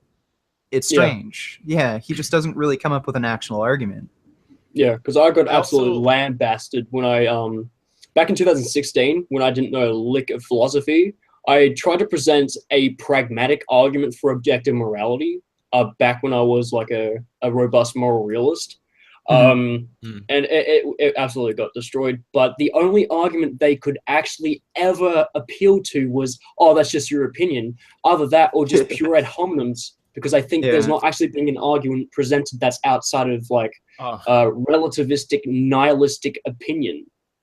Oh, so, man, and I have to say something to that. Like, with like, people are so stupid with that argument. It just baffles me. It's like unbelievable. Like, they think that it's actually a philosophically interesting thing to say that's just your subjective opinion. It's like, it's vacuous. Well, it's like, I mean, of course we're talking about opinion when we're talking about morality, but it's also possible for opinions to be contradictory, and it's possible for opinions to lead to conclusions that you really don't want. Well, the thing too is that kind of argument never gets brought up in any other fucking context other than like animal rights. Like, if we're going to argue about pedophilia, That's It's just subjective though. and like morality doesn't really exist. Like you're never gonna fucking hear that. So they're Especially full in of the shit. courtroom on the stand. Yeah, like it's basically a special pleading. Like, okay, well, in this situation, morality doesn't exist. It's all personal opinion. But when it comes to pedophilia or any other moral issue like racism, oh, it's a different story. Yeah. Yeah, or some of them will say, "Oh, it's still opinion, but like society is like on my side with those ones." It's like, what the fuck kind of an argument is that? Society could be on the side of, and has been, and in some places still is, on the side of all sorts of horrible shit. So like, what are you even talking about? Yeah. So where do you actually think in the skeptosphere, in the skeptic community, as they so dislike being called, despite them actually being a community, where do you think that this rise in the opinions that are geared towards nihilism and radical subjectivism and relativism, where did it start? Like, who do you think was the main figurehead? I personally think it was between Galen Halcyon and T.J. Kirk, basically feeding into each other and developing this very virtuous nihilist.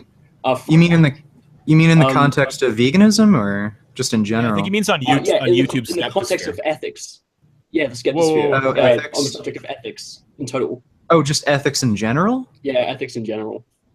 I don't know if, like, I've seen a lot of TJ's videos. Like, I mean, he's really against things like racism, and I don't know. I don't see him as being terribly nihilist to me.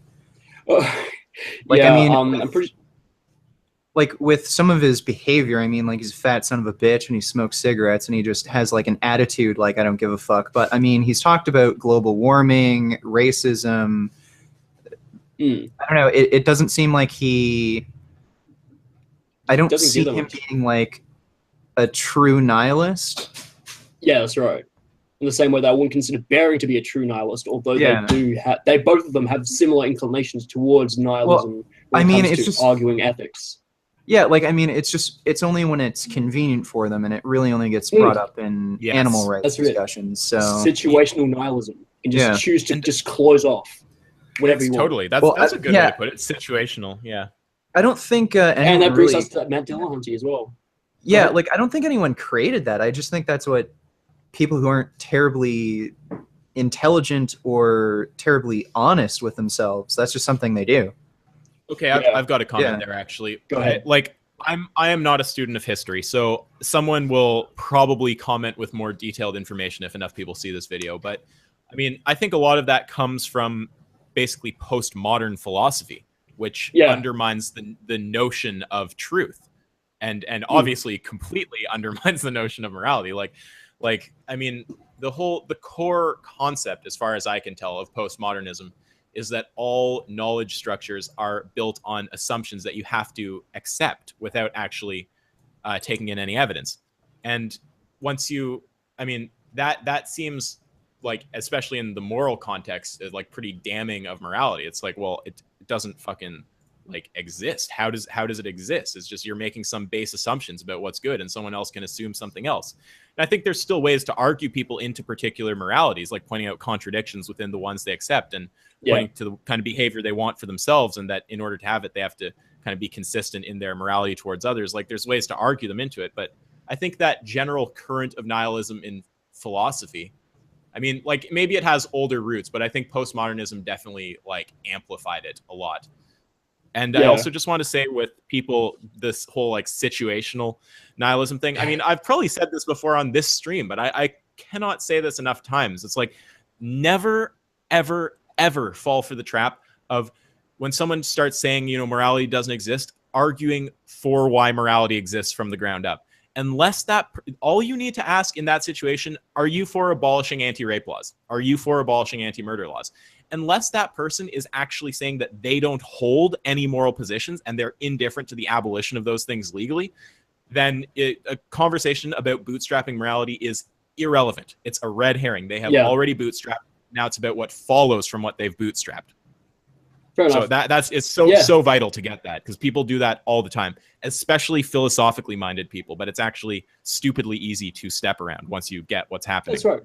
It's like friend Ed kind of does that a little bit Oh, yeah. where he'll just get into a meta-ethical discussion for no fucking reason, even though it's completely irrelevant to the friggin' topic. Yeah. Yeah, that was brutal. You definitely called him on that. You did a great job in that debate too. That was pretty funny. I liked when you Thanks. got him to admit that his no problem, that his statements were just like his arguments were not very good. Yeah, that was the best part. But yeah, how should we like deal with these guys who are arguing for social contract? They're arguing for like a nihilistic romanticism of an artistic ideal, or who are like arguing for this just purely relativistic approach. Should we completely avoid emotionally charging those arguments that are aimed towards those particular individuals? Or should we kind of push you it mean towards like empathy? arguments that it's all just about the social contract and what benefits us, and there's no need for logical consistency? Yeah. Yeah, that's very important to point out that those are contradictory moral frameworks, that they're internally inconsistent, because those people don't want others to make those kind of arbitrary social contracts that exclude them. So, supporting that kind of moral system when you wouldn't want to be subject to it is, of course, just a massive contradiction. So it is, I think, important to undermine that kind of thinking. Cool. Yeah, so if they have that, go ahead. Yeah, and like I mentioned this in my response video to Destiny after the debate. Like, there's pretty clear evidence that morality stems from empathy. Like, it's not that we just arbitrarily create social contracts just entirely due to utility. Like, we developed empathy to give us the ability to form social contracts. That's right. So morality really stems from empathy, not social contracts. Yeah. So they're like skipping a step there. Yeah, that's dead right. Absolutely. That's something I like to get at, because when you're actually invoking social contract, people tend to miss out on the contract aspect of that. How's the contract formed? It's formed by individuals, so psychological agents. Yeah. Social context. I also want to add one thing for anyone who's like kind of stupid and thinks that Richard just contradicted himself. Some people might say, oh, you just said morality comes from empathy. Earlier, you said it comes from biology. Well, empathy is a faculty built into us by our biology. Yeah, exactly. Just for anyone who's maybe not getting that right there. Yeah, those are the kinds of people who don't actually understand that if A equals B and B equals C, that A equals C. They're the kinds of people who just don't get it, no matter how many times it's like displayed to them. They're just stupid. That's stupid. There's just idiots there, and they don't understand what you're saying. I get this all the time with cutting people off. Like there's people who think that I am such a dick for cutting others off, and there's other people who do this. Like if you watch someone like Stefan Molyneux or Stefan, I'm not sure how to say his name. I mean, he cuts people off like a beast, and it's like the stupid people don't understand why you're cutting them off. They think. They're like, oh, you're talking and you're telling them not to cut you off, and you're saying, give me a chance to speak, but yet you're cutting them off. It's like, that's your lack of intelligence and awareness of the topic is actually causing you not to notice that they are being evasive and they're moving off point, and that's why I'm cutting them off. It's not like I have some interest in just continually speaking over them. It's like, once they start addressing what I'm talking about, I don't have any interest in setting them back onto the point, So yeah, stupid people, misunderstanding stuff, big problem. I actually personally... I'm just fully of the position that I don't produce content for those people. Like, I know that I'll try to make it as accessible to the masses as possible without compromising my message, but I just understand that there are idiots who will not comprehend what I'm saying or why I'm doing what I'm doing. And I think you just you have to make a choice of, do you want to appeal to the masses, or do you want to appeal to that niche of like kind of smarter people who can actually get what's up and let it trickle down to the masses, maybe through those people. A bit off topic, but it just kind of connects to the notion of stupid people and how they might misunderstand shit. Yeah, because sometimes it is necessary to interject before they start to go down a tangent that would lead them to asking you a question that isn't even remotely reflective or in category in category of your opinions. Or even of them not even asking a question, just going off point and just talking about something not actually relevant to the conversation. And I'd just add one correction to what you just said. Not sometimes. I almost want to say usually necessary when you're talking to someone about a subject that they're not like well versed on, or they just have like horribly inconsistent nonsense positions. Like, it's, unless you're talking to a smart, competent, honest person who's not trying to avoid your points, you will probably need to butt in and reset them like multiple times, especially on a topic like veganism. Because there needs to be a meta-linguistic acceptance between two parties. We need to actually understand the words that we're saying and what we're meaning by the words that we're saying. So we need to have that reason to cut in. Yeah, absolutely. It's not the only reason, but it's a big reason. No, absolutely. But yeah, and I'd also just make one little point here, which is that's very true in a debate, but I'm also not recommending that as what you should do if you're like doing street activism or like trying to speak to friends or something. Depends on if you. Because when you're talking to a friend, your goal isn't to expose their stupidity to the world. I mean, hopefully it's not, or else you're not the best friend, really. Yeah. So if you're on the street being an activist, you should be practicing street epistemology, which is basically it's like to reverse engineer people's beliefs, not to like start from the start and teach them stuff, but to actually inquire and get them to realize their incoherence.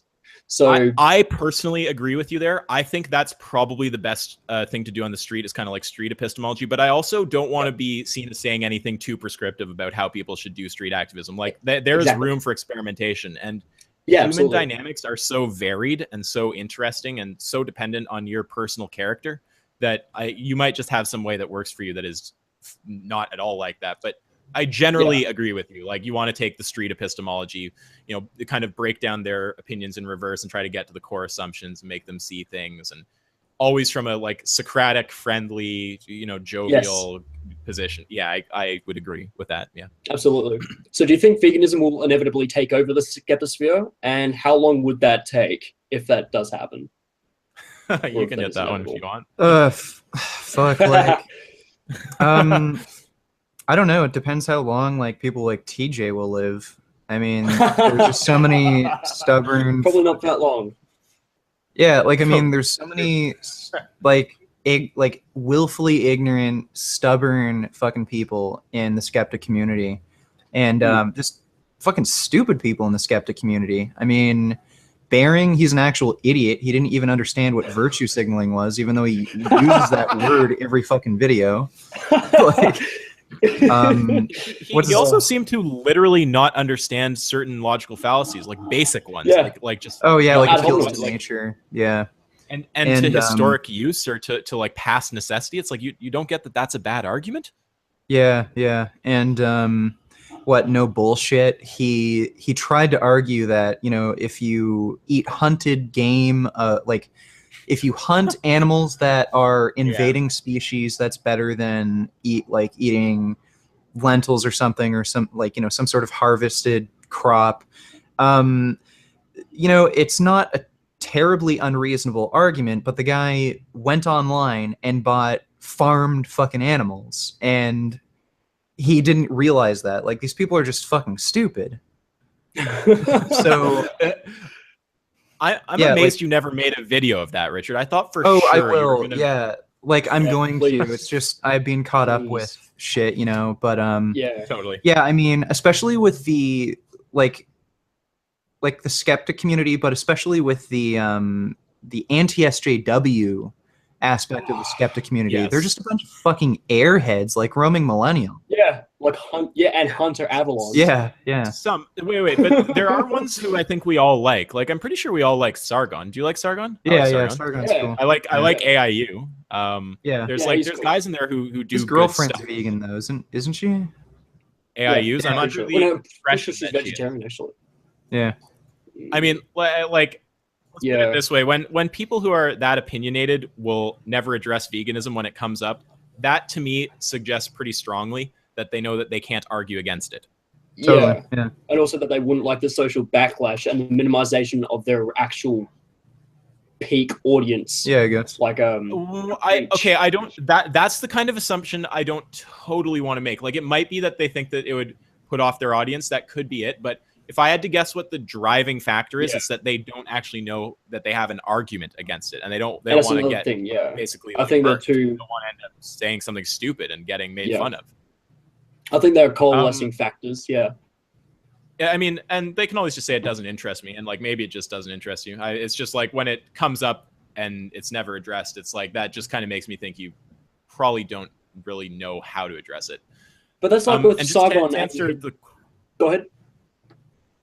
Well, I was just going to say to like what you just asked Richard, that question about when will it, take over the skeptosphere.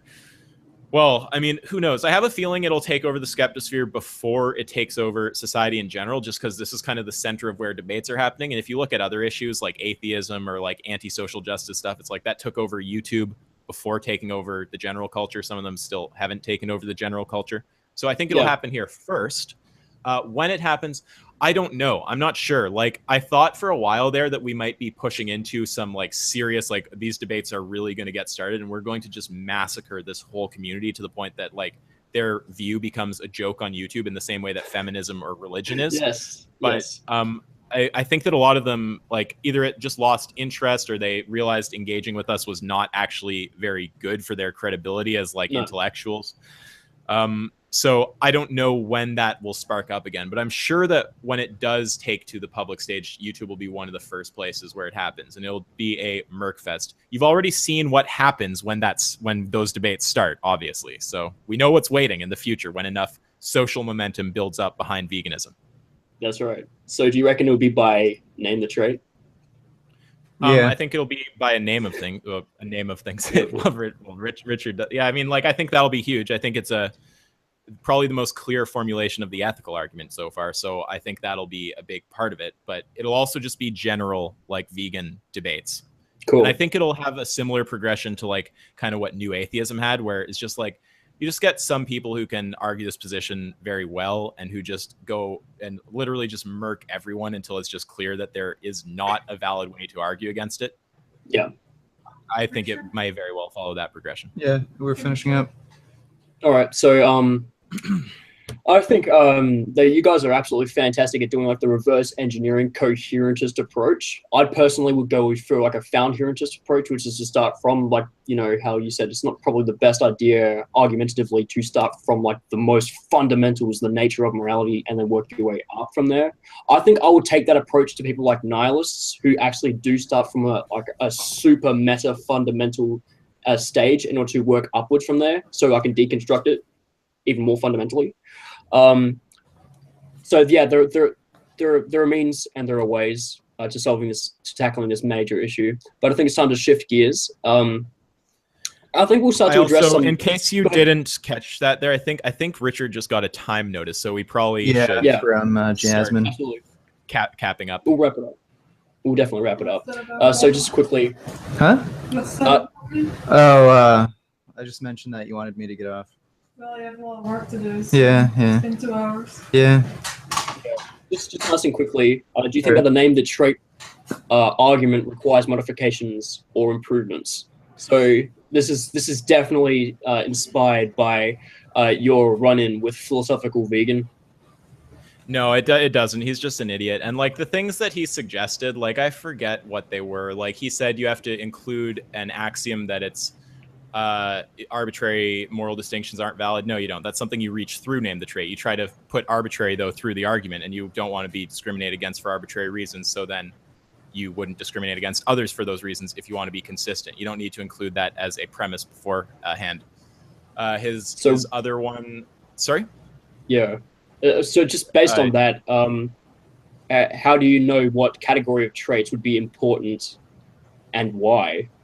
Unless you actually do establish an anti-arbitrary category for the traits to answer the question of name the trait. You just keep running traits through name the trait and just realize what cancels out. And you can cancel out whole categories. If you... What about speciesism? Well, you just run species through the argument. Do you want to be killed because you're not part of someone else's species? Yeah, you could take the friend-ed approach and just say that, well... And even the axioms that he is the alien. Well, that's not a response though. That's a red herring, because the question is whether your position is internally inconsistent. Whether it's not consistent to say that I simultaneously reject and accept species as a justification for murder. Switching yourself to the alien's position is just avoiding the question of, you say it's okay for you to murder animals based on species. You say it's not okay for others to murder you based on species. So that's a contradiction. Yeah. Okay. So does name? Oh, what's that? All right. So does name the trait convince one of going vegan upon acceptance? And if so, how?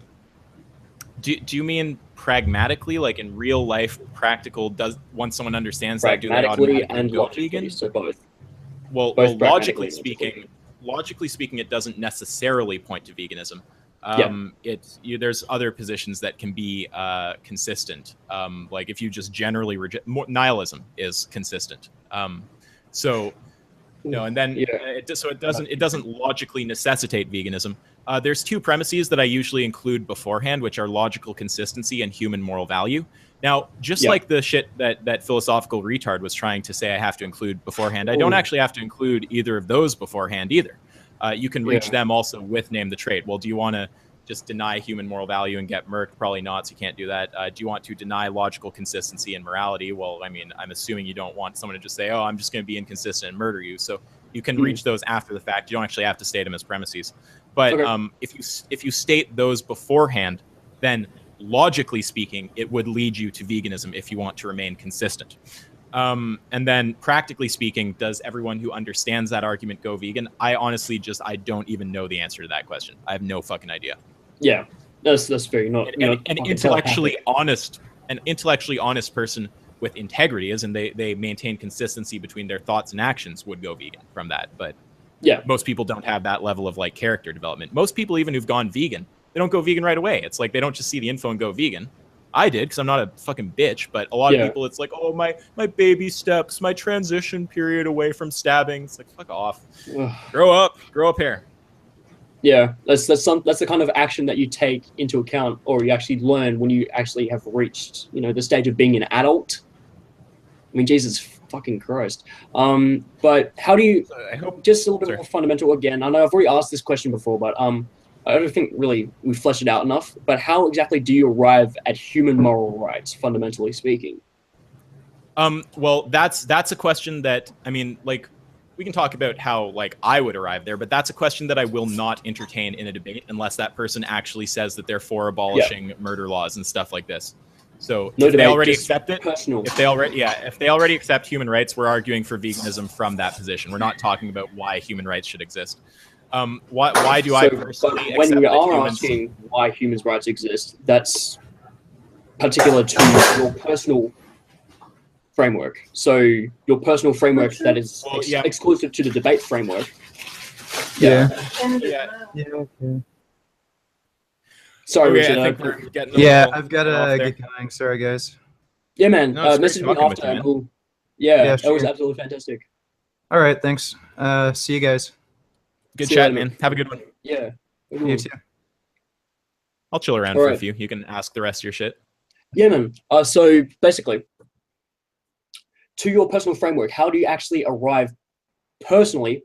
So this is not gearing yourself towards like a debate framework where you're attacking an opposition or defending yourself from an opposition, but how do you arrive personally to human moral rights? I just want to know your methods. I don't want to be murdered for no reason. I want to be treated well.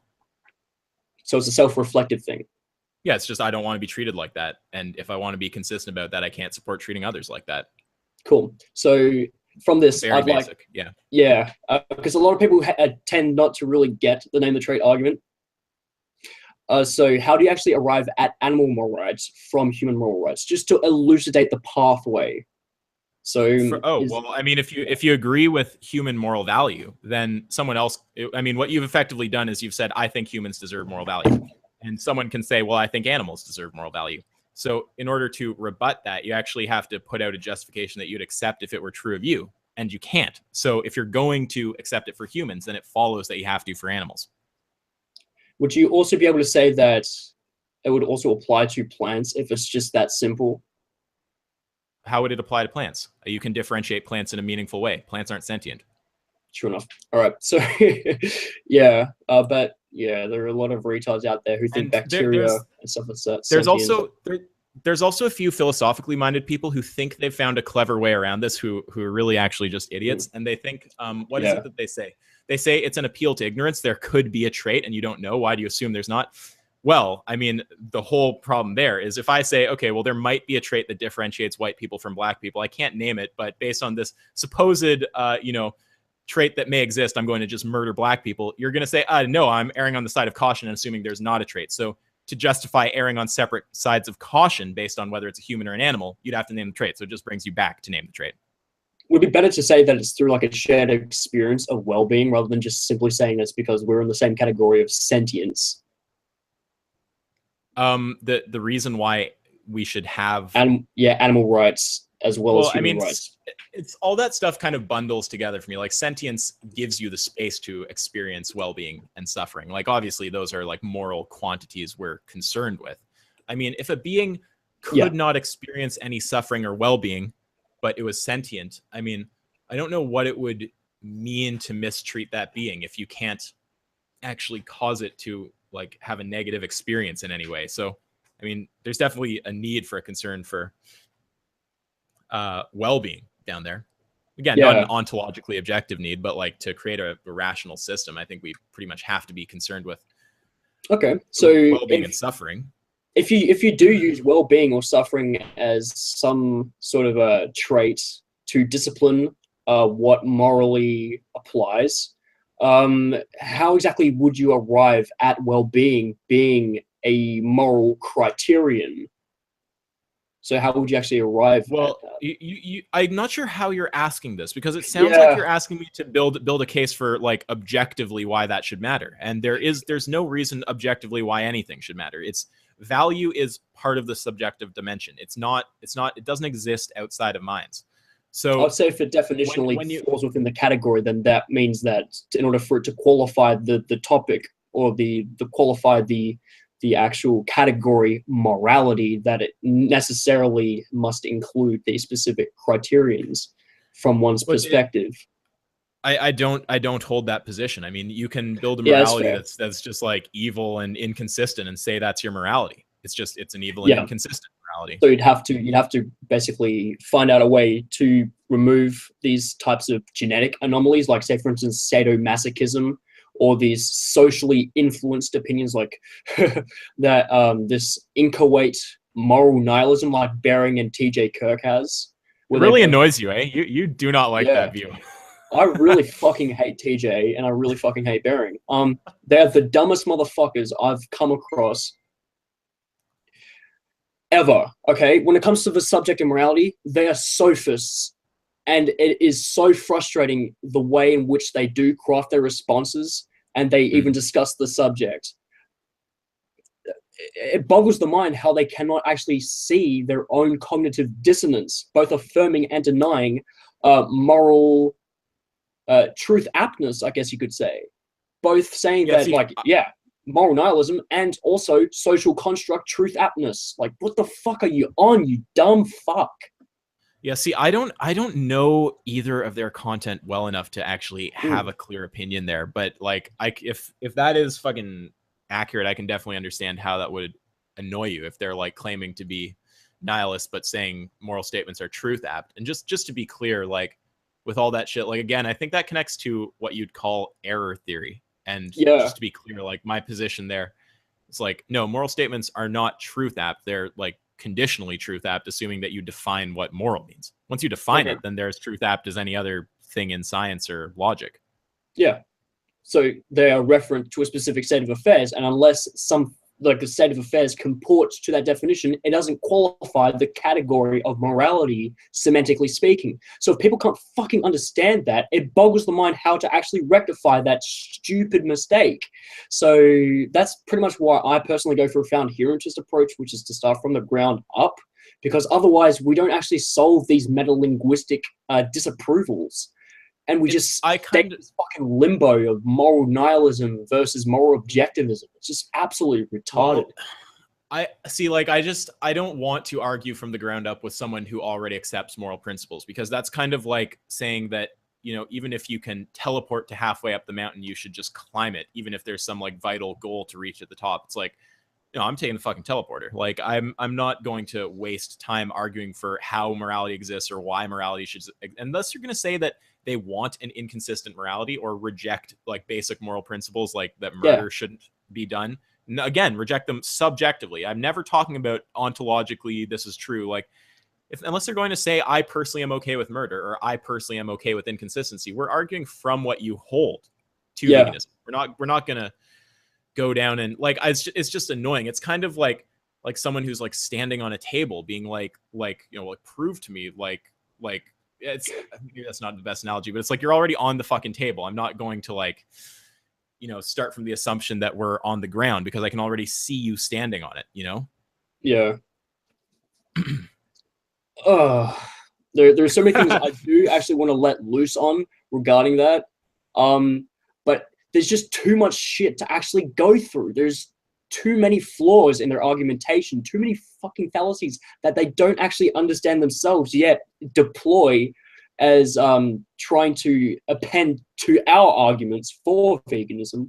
And then they'll say shit like, as pure defense for their utter retardation, say that as if it is an argument that you're trying to construct an objective opinion.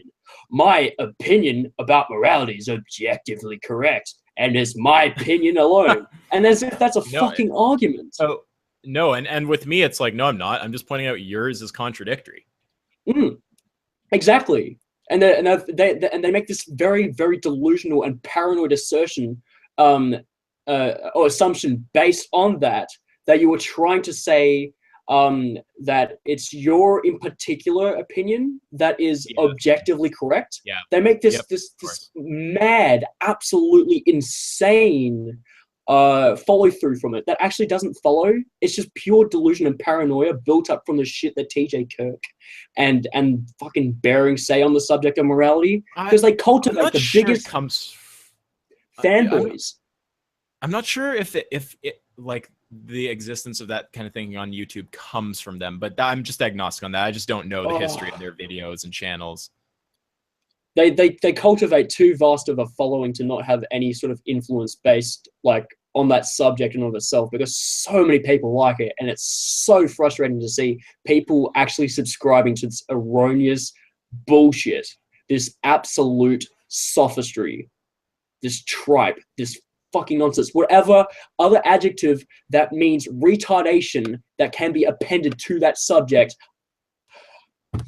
You know? And to be clear, the subject you are talking about, you're talking about professing nihilism and simultaneously like advocating for morality. Yeah. So this bullshit dissonance. Yeah. I mean, like, I can understand on some level, I guess, because it's like, you know, I don't believe it exists objectively, but I still want to construct a functional moral system for society. But at the same time, it's like, I mean, I've seen Bering and TJ just be incredibly intellectually dishonest on the topic of veganism. Like, I'm not going to substantiate that claim right now. I think anyone can look up like, you know, Amazing Eight Drunken Peasants with Richard, or like Bering's debate with Richard, and just see what I'm talking about. Yeah, you could even take it to the next level and see what the fuck they did to me. Jesus Christ. I got lambasted for almost a year. Yeah, we talked about this once. What did they do? Did they meme you or something? Yeah, they memed me. And I actually took the piss, and I thought I was being serious.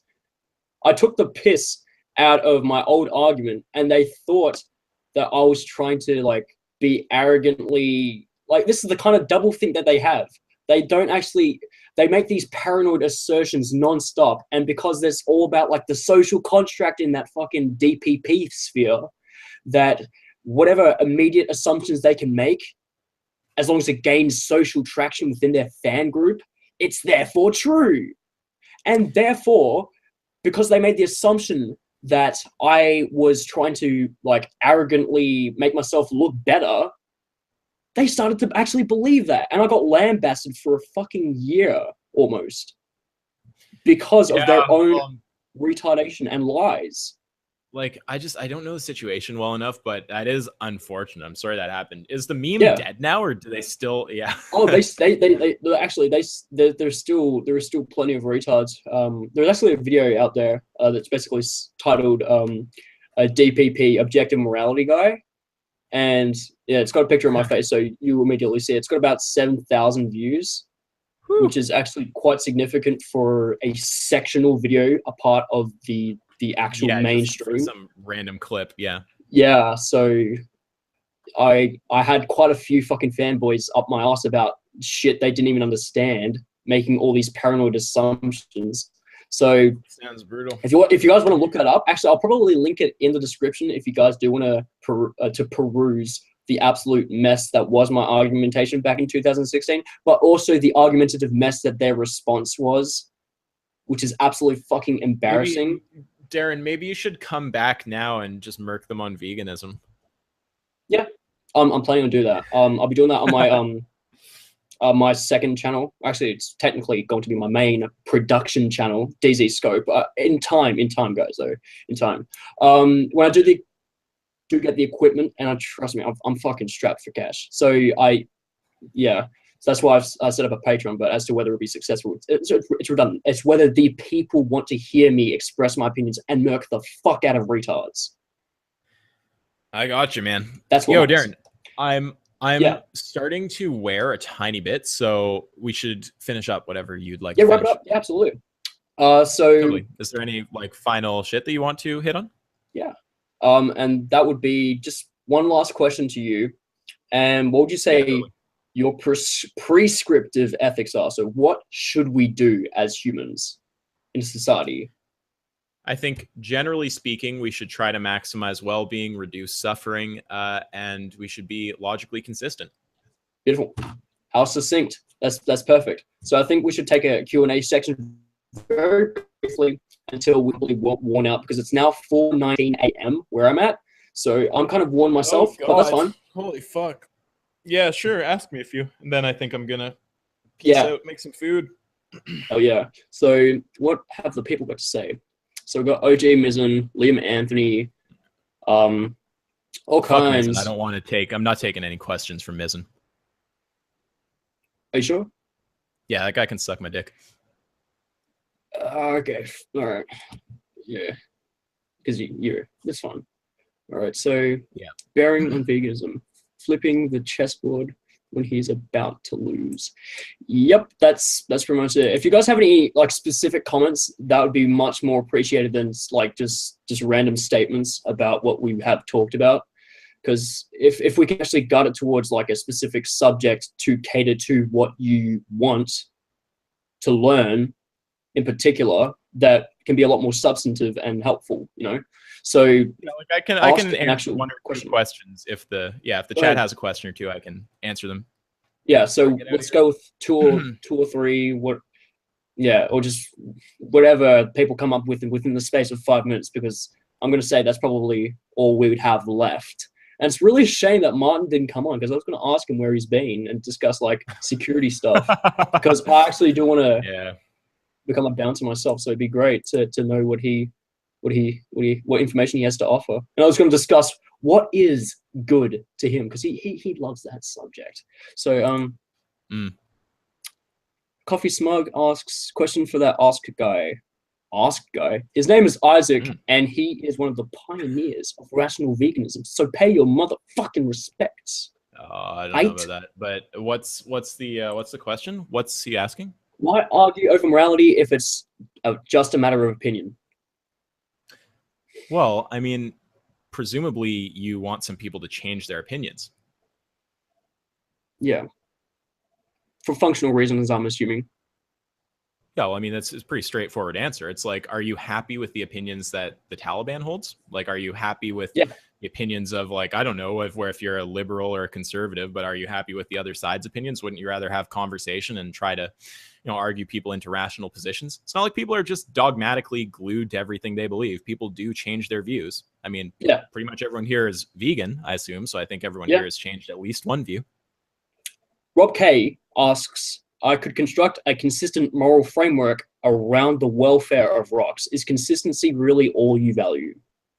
No, of course not. You can make a consistent framework where, you could say that the most moral action is the one that brings objects closer to a fixed point in space. So like if you punch someone, it's right if they fall in the right direction, and it's wrong if they fall in the wrong direction. Like you can make a consistent framework that's just totally arbitrary and fucked. Like I think that we do want to build a framework based on the kind of world that we actually want to live in. I think that you can pretty much across the board say that people don't want to live in a world where they can just be like arbitrarily murked for no reason. So like you kind of, when you start talking about how to build that system, you start incorporating principles like logical consistency, because if you don't, then it just cascades into nonsense. that no one wants. Right. Yeah, that's right. So let's see. So just to be clear, no, consistency is not the only thing I value. Cool beans. So Luna Winter asks, why are you willing to accept utilitarianism entirely? I don't think Isaac said that, but yeah, no, I actually have like some issues which I spent a while articulating here. So either that person just joined, or they're one of those kind of stupid people who like can't actually really follow what we're talking about. And this falls in line with the idea that a lot of these types of guys tend to make these paranoid assumptions based on the limited amount of data that they've been given. I wouldn't call it paranoid. It's just like, maybe some of them are paranoid. It's just wrong. Like, I don't hold some kind of like dogmatic utilitarianism. I mean, we could rehash it, but we've already kind of talked about. Yeah, we really have. We've exhausted that the short. By far. Yeah, I mean, the short version is utilitarianism leads to some positions that I'm not happy with. The best, utilitarian or consequentialist arguments for those absurdities are pragmatic, and you can't actually argue against them on the principled level. So I have issues with utilitarianism. So don't know what else to really say there, except for rehashing the specifics of my disagreements, which we already kind of got into at the start. Right. So Michael HS said, Darren is a stupid person asking the question wrong. Is he right? What question? Yeah. Which one? And Darren's a stupid person. I don't think he's stupid. I don't know what Darren's fucking IQ is, but he definitely doesn't seem stupid. Yeah. I was actually thinking of getting an IQ test, but I hear that shit's really, really expensive. Proper one costs some money for sure. Yeah. Yeah. It's really great to do though, because the most interesting thing is not actually your general IQ score that you can be like, oh, I'm smart, or like, this is how smart I am relative to other people. Like the best part is when it breaks your intelligences into like subcategories, and you can be like, I have good like pattern recognition, I have like bad reading comprehension, I have good visual memory, whatever it might be. Like, I have a very like polarized IQ kind of profile. Like, there's areas where I literally score 0. Like I was in the 0 percentile on visual memory. So that's like tasks where they put a basic drawing in front of you of like circles and lines and stuff like this, hold it for 15 seconds, take it away, and you reproduce it. I'm terrible. I'm actually like, 0 percentile, that basically means 100% of people who do this do better than me at it.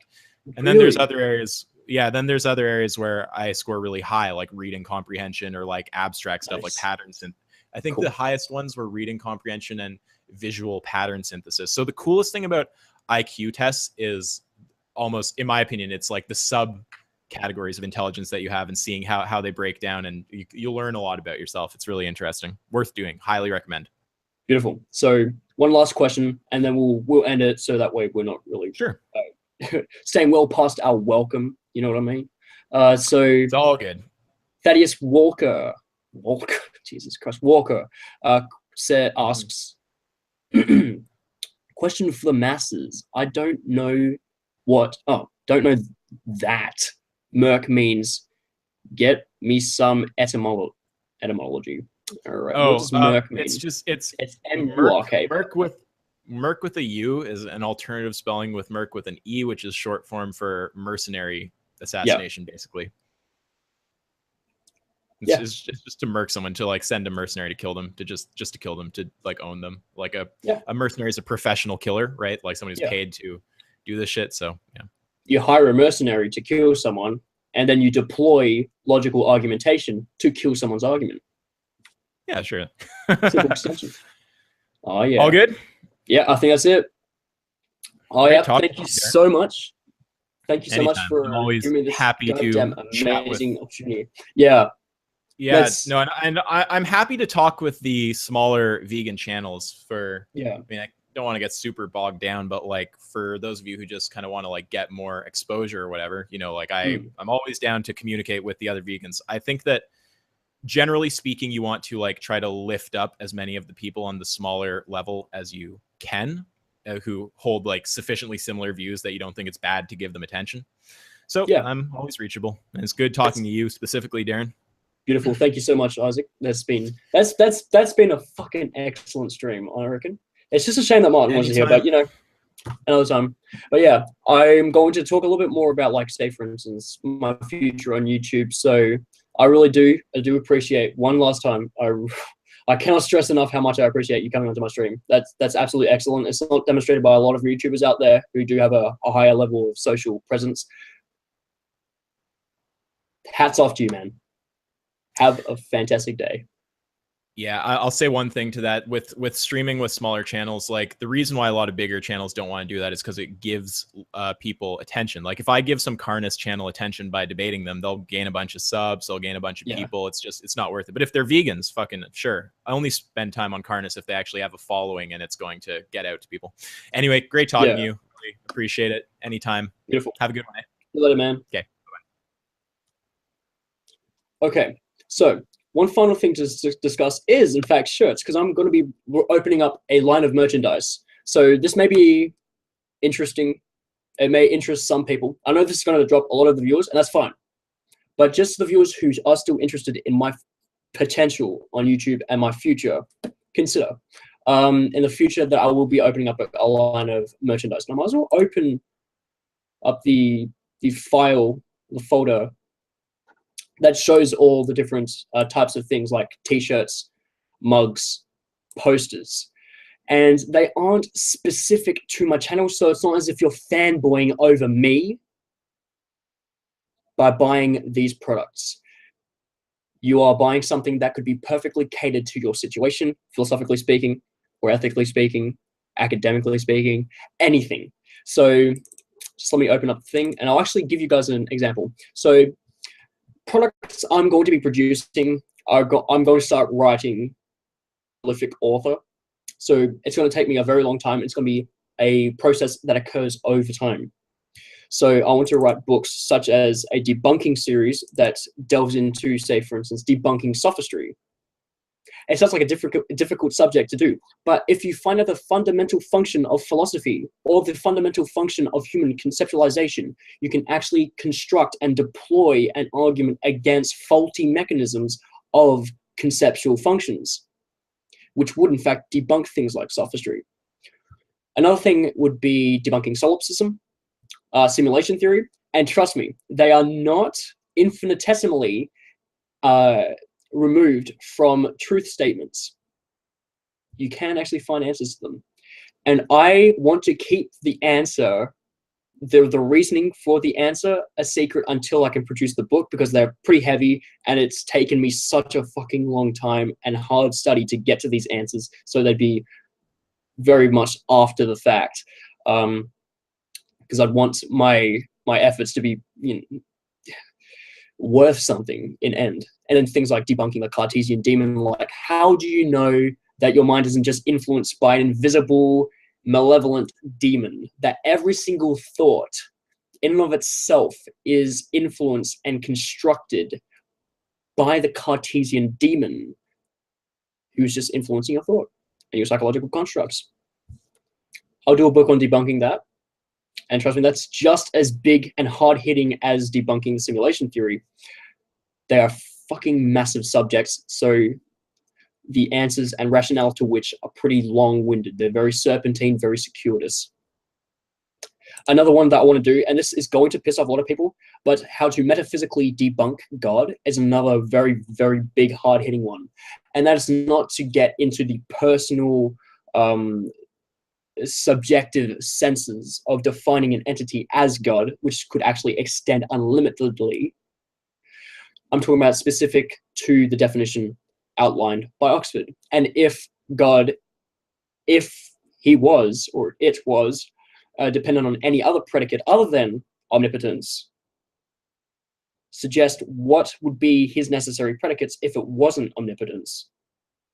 So we'll be employing the law of identity, law of excluded middle, and law of non-contradiction, as well as simple tableau semantic logics, a lot of formal logics, but put into layman speak. And that's why the books are going to be pretty big. They're going to be pretty bulky. And then the final book in the series would have to be debunking nihilism. So that's a big a book series that I would love to produce. And then other things like contributing to Cambridge University Press by producing books like a full introduction to philosophy, an introduction to meta-epistemology, like how they've got an introduction to metaphysics. They ought to also have an introduction to meta-epistemology and normative epistemology, which basically sets up the foundations for deriving epistemology in the first place. And then an introduction to the philosophy of logic. That'd be another incredibly valuable one, because there is a book by Graham Priest that is published by Cambridge University Press that delves into non-classical logics, but it doesn't really give you a good preamble, of which I think is really well done by Susan Hawk. She's got a book called Philosophy of Logics, but it came out in the 1970s, so the subject in and of itself needs to be reinvigorated. So I'll happily do that. And an introduction to morality as an alternative to an introduction to ethics, which heavily emphasizes on good, theories of good and right.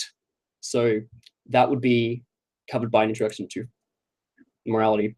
And now to the actual subject at hand: merchandise, mugs. First and foremost, I want to create a mug that basically has like an arrow pointing upwards that says "Unshakable Philosopher." I want to empower you people through aesthetics, just to give yourself a grounded idea of where you are heading in your future. Whether you want to be a philosopher, a scientist, a linguist, an economist, a politician, I want to inspire your process, your progress to these conclusions. So I've got things like on mugs, Unshakable Philosopher, Metard Tears, that's absolutely necessary, Moral Relativist Tears, Nihilist Tears, philosophization fuel, so that's for those who are drinking coffee and shit like that. Got Sophist Tears, and I'll probably have a picture of the face of Friended on it, because I reckon that'd be a little bit contextual. And then if you're an anarchist, I also have Statist Tears, because I love drinking up the agony and angst of retards, of willful retards. You could be anything but a retard, but you choose to be so. And I take relish in your struggle. So now we're going to move on to shirts. So the types of shirts that I want to produce are going to be like in the series of academia. So like, say, for instance, in academia, there is a general principle for reading books, which is either to read a chapter every day or 25 pages a day. So along those lines, and through the methods of like SQ3R or SQ4R, or just simply active reading.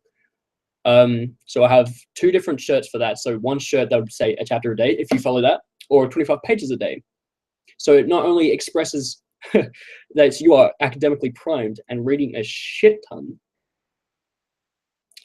but it also, I think it has the capacity to inspire others to basically follow in your footsteps, because it's really an easy achievement, but you'd be surprised how much you can actually learn over time just by doing that, following that super easy thing that only takes a very small period of your day out, but really inserts value into that small period of the day. And so another shirt that I'd like to produce would be I Heart Learning for the students, and I Heart Teaching for the teachers, of course.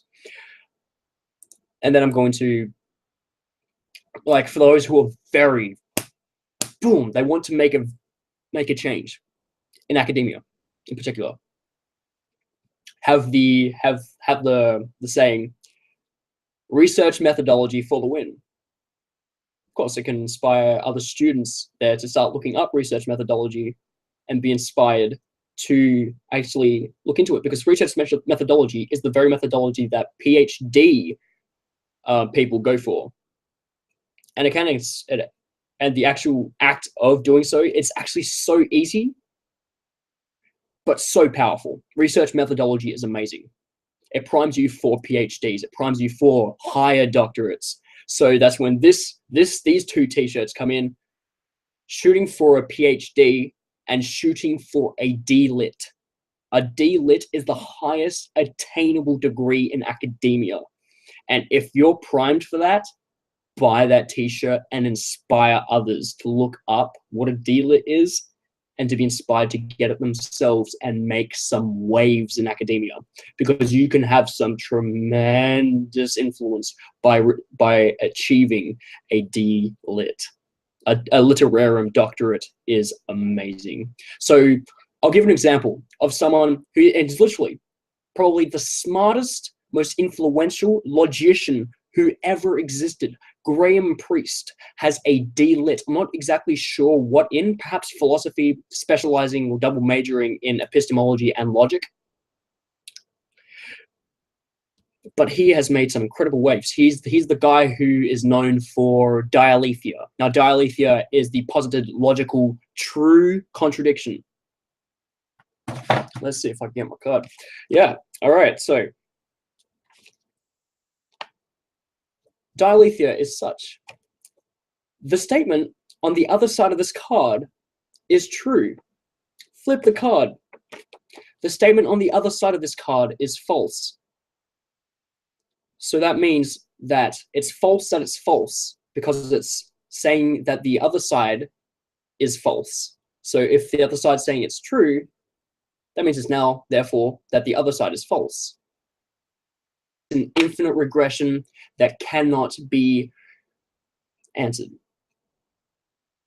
And thereby, we have established a true contradiction. But the thing about it is, it only applies to truth statements about truth statements. So that's an interesting little side thing. Really, really cool. It's what Graham Priest is known for, typically. And then I want to establish a and chill series. I know it's old shit, but it's still fun.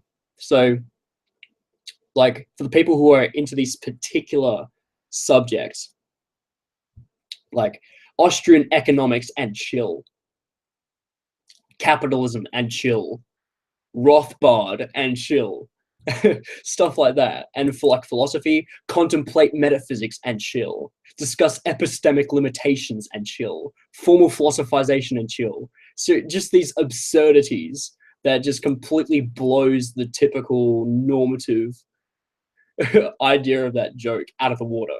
And we've got like science and chill, so biology and chill, chemistry and chill, neurology and chill, physics and chill, science and chill, economics and chill, all that shit. And I also want to, because I'd love to get into physical fitness, and I'd love to start researching specifically into dietetics. So I'd love to start a t-shirt series that can also appeal to bodybuilders, powerlifters, weightlifters, calisthenics people. Although I haven't really thought of many ideas for them just yet, but I will get there. But I want to start a series in bodybuilding, like, say, for instance, fueled by gains. Get yoked, biatch. You know, cringy shit like that. It's catchy. It's catchy, and it really represents a lifestyle that is desirable, naturally enhanced or bust. If you guys have heard of Alpha Destiny, I suggest you look him up. If you're into physical fitness, look that motherfucker up. He's amazing. Stoicism, imposition, and the hustle. See, those three things are fucking revolutionary to one's life. So not only does that apply to like bodybuilding, but also applies to diet. And in a more abstract, more all-encompassing, it applies to self-betterment. So to be stoic, to be an imposing force to adversities, and to just hustle, to just work smart and keep working smart. Don't stop. Keep looking for better methods as time goes on and then apply them. That's a true hustle. And I would love that to be represented in my clothing line. And I'd have like a diet t-shirt series, like, say, for instance, fueled by veganism, plant-based, kicking ass since the Brontosaurus, take the green pill, vegan muscle. And by the way, take the green pill. I thank Jack Green for that. Thank you, Jack Green. Go subscribe to Jack Green. He's pretty excellent. He reminds me of Isaac. And they actually went into beef before, but all right, that's aside. Another t-shirt series that I'd like to open up is extensional to the mug series. So Unshakable Philosopher with an arrow pointing up will be part of the series, as it is part of the mug series. Epistemological foundhurantism for the win. And trust me, people, I will delve into that subject and elucidate the fuck out of it so that you people actually do understand these incredibly deep, formal philosophical ideas and how they apply, but in a very layman sense, so that way you can actually personally apply it in normal situations, which is exactly how they should be utilized. They should be utilized pragmatically to a result, to achieve a result, to achieve efficacy.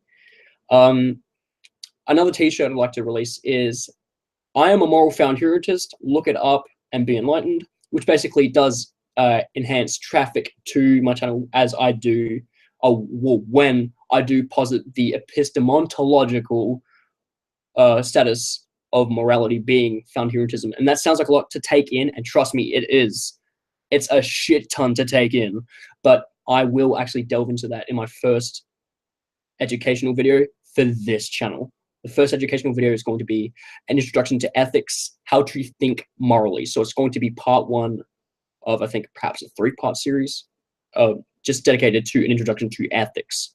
And then I'll start to delve into extensions like introduction to moral foundhurantism, introduction to moral epistemology, other simplicities like that. Another one, another t-shirt, kiss me, I'm philosophical. An alternative to that is query me, I'm philosophical. So you could choose either one of that. And they work out well. I reckon that'd be cool. Fucking hell, I'd wear that. So I thought maybe you guys would wear it too. So another good one would, not a good one. It really depends on what people buy that determines that it's good. So let's get meta, baby. Cringy as fuck, but it is my slogan. And let's get meta, baby. So another t-shirt that is one-to-one with Let's Get Meta Baby would be meta philosophy, meta epistemology, meta metaphysics, and meta ethics. Just label yourself as the meta king of formal philosophy. And then the last shirt in the philosophy series would be rational empiricism for the win, because it's a combination of rationality and empirical frameworks that makes a philosopher truly rigorous and understanding of philosophy. So rational empiricism is totally for the win. So I've got 2 more series and then I'll shut up and I'll let you guys do your thing.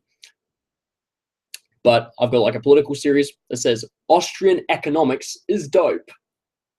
And another one that queries politically opinionated, study formal philosophy. So it's going to have like a picture of Anita Sarkeesian with her eyes crossed out because she's philosophically illiterate.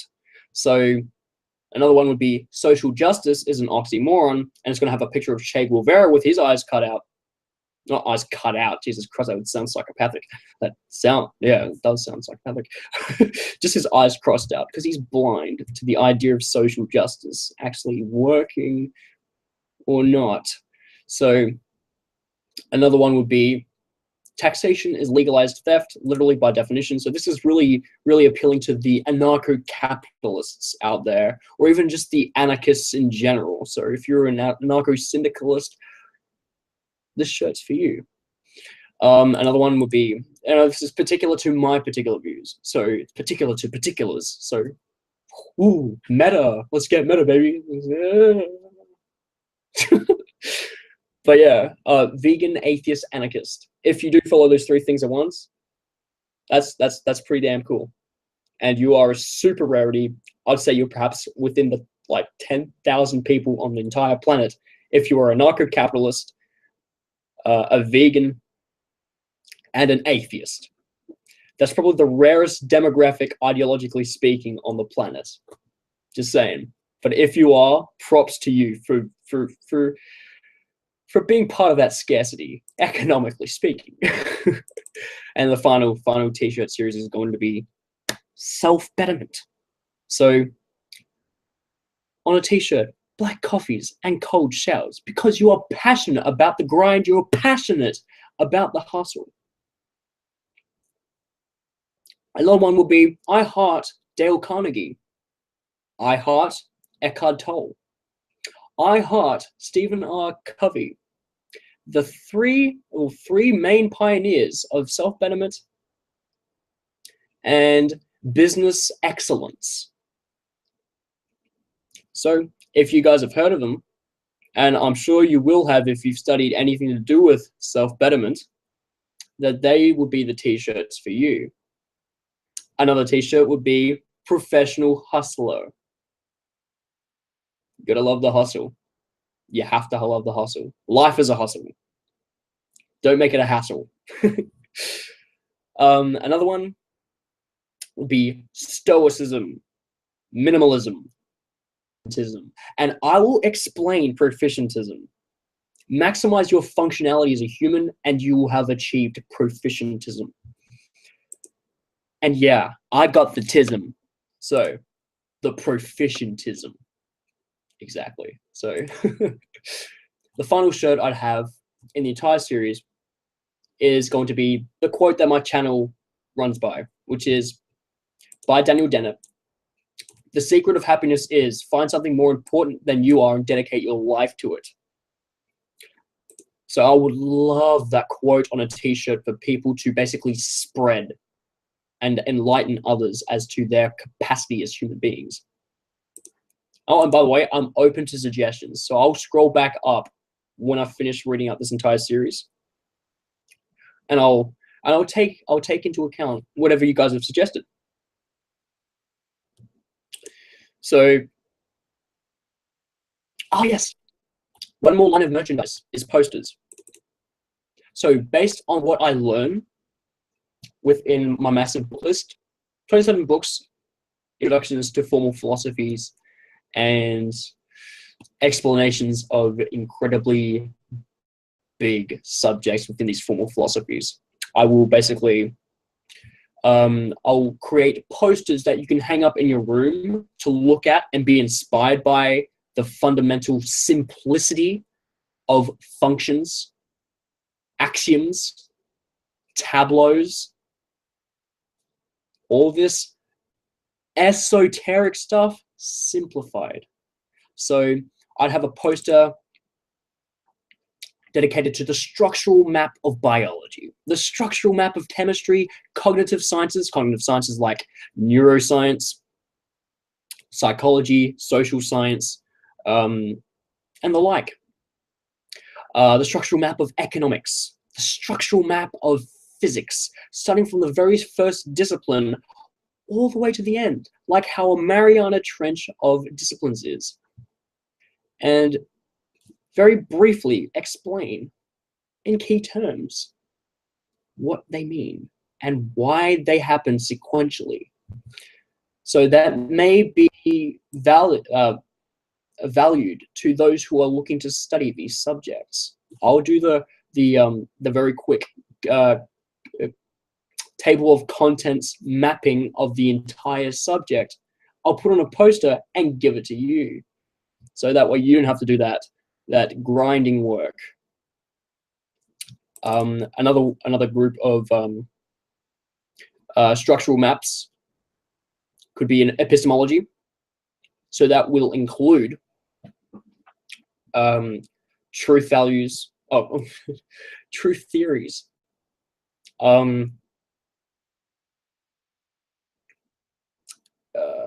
quantitative and qualitative distinctions. So like say, for instance, logic, linguistics, and mathematics. Linguistics is purely qualitative.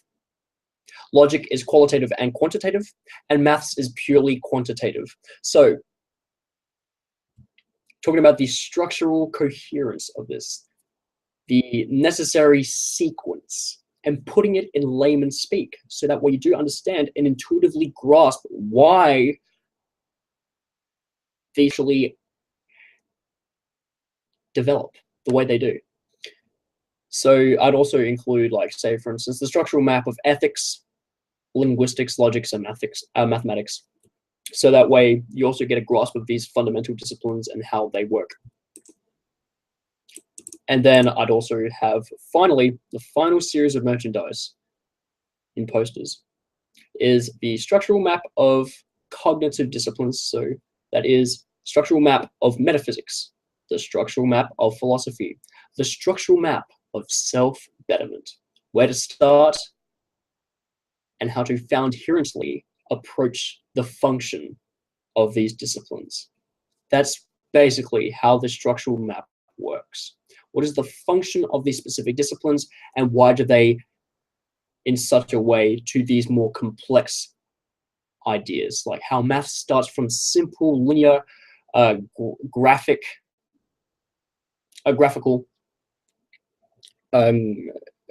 functions, and then turns into extensionally things like topology, mereology, really deep quantum computational stuff. It's amazing. To actually learn the process and the progress, it can give you the most fundamental, foundational, and helpful, and all applicable ideas and comprehension of these basic subjects that apply to all of your life and to all of reality ineliminably. So I reckon if these products and merchandises, if they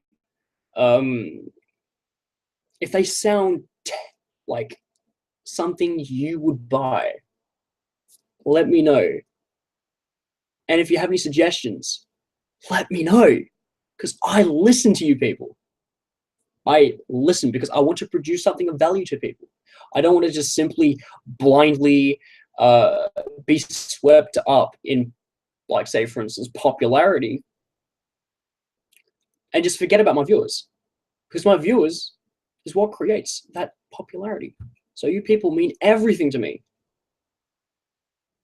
You people truly do mean everything to me on YouTube. If it wasn't for you, I wouldn't be here right now. So thank you. Thank you all. Whether you're new, whether you've been here for a while, whether you're a loyal subscriber, you guys mean everything to my progress on YouTube. So I really cannot thank you all enough. Just see me grow. If you want to see me progress in a very functional way, help me buy equipment. It'd be absolutely incredibly beneficial to my ability to produce content faster. Heck, I don't even need the time outside of my work to do this. I just do it because it's something I can do like that. It truly is. I just need the equipment. I need a new computer, I need a microphone, and I need a camera. And that's all I will ever need. But we'll just start off with the simple things. We'll start off with a mic. That's all I want. That's all that's functionally necessary to begin my endeavors in murking metards and pious morons and politically inept morons as well. So now it's time to read some comments. Sorry for taking so long, people. I really do apologize for taking so long. I just need to get that done. Boom. And now onto comments. If you guys have had any input, that's fine.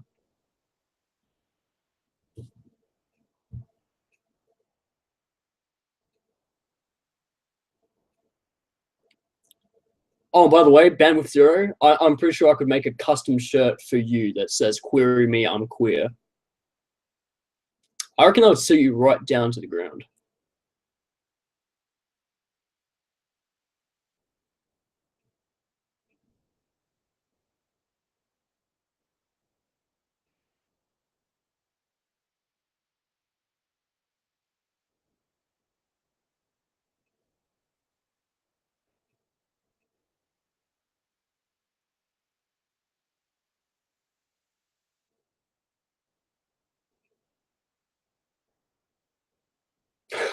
You guys are talking about that philosophical stuff, which is great. It's good to see. Good to see there are a lot more like-minded people on the internet. You guys are truly fantastic. I'm truly ecstatic that there are actually other people who think like me, and not for that echo chamber satisfaction of sameness. The sameness lies in our non-biased, rigorous approach to argumentation to find genuine truths, and not to simply state that everyone's opinion is relative, that everyone's opinion is wrong. Everyone's opinion is equally as valid as each other. I'm glad that there are a lot of people out there who actually, as methodologically rigorous as I am. It's refreshing. I've never come across people like you guys before. It is truly refreshing. So I do thank you for existing. And it is truly thanks to people like Ask Yourself, Isaac, Richard, and Martin from Think About This for influencing this social movement and almost this peer pressure towards true rationalization. I think is an incredibly valid reason to employ peer pressure would be towards your own personal betterment and for the betterment of others equally so.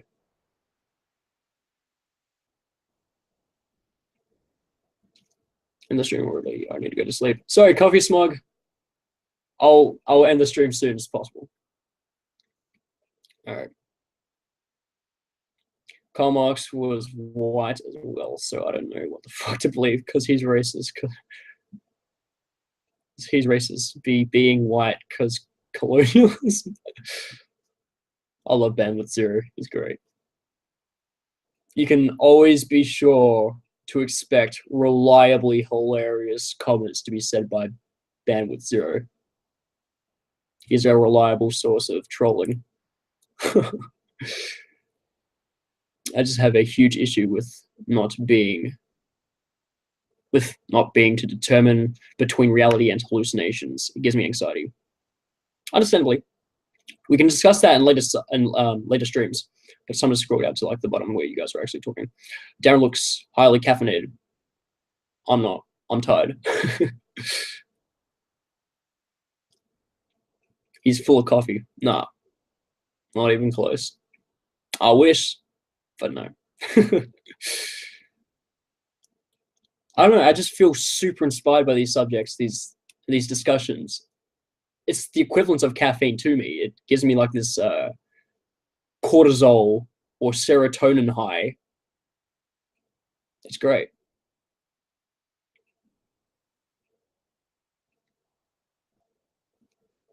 It's where I am where, oh, there. I expect caffeine has replaced his blood.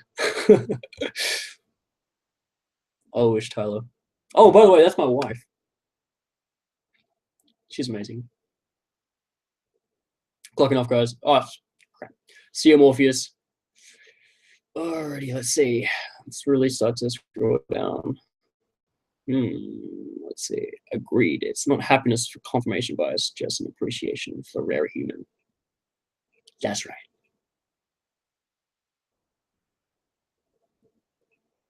It's like coming across specks of gold in the water. It's something you can respect, even if you don't know how to economically apply that. It's just still something that's nice to see because you don't see it very often. Are traps gay? I don't know. Ask Bill Goldberg. He's got the biggest traps I've ever seen. Are traps gay?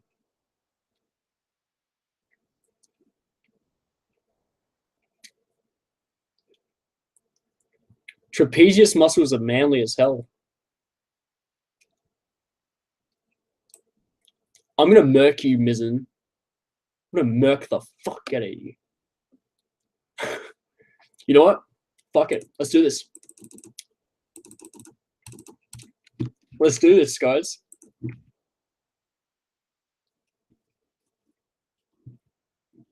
I'm crazy enough. Let's do this. Oh, let's hope I haven't just opened up a can of worms. A potential can of worms.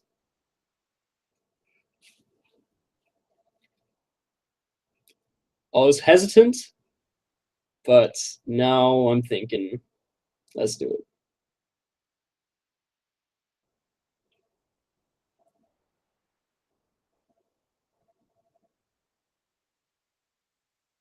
No takers. I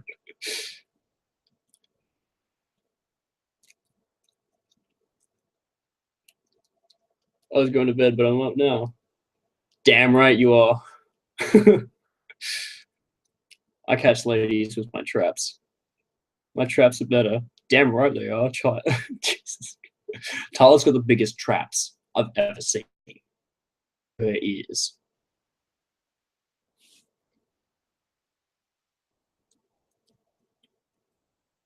She's got that Brock Lesnar in his heyday look. His traps ever come up to his ears. It's great.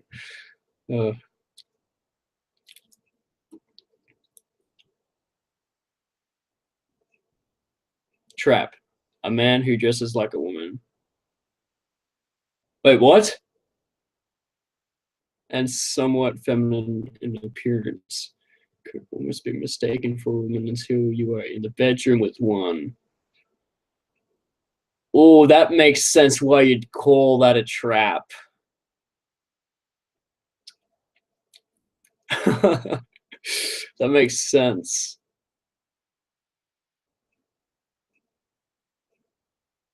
Yeah, I'd expect Thailand to be filled with traps.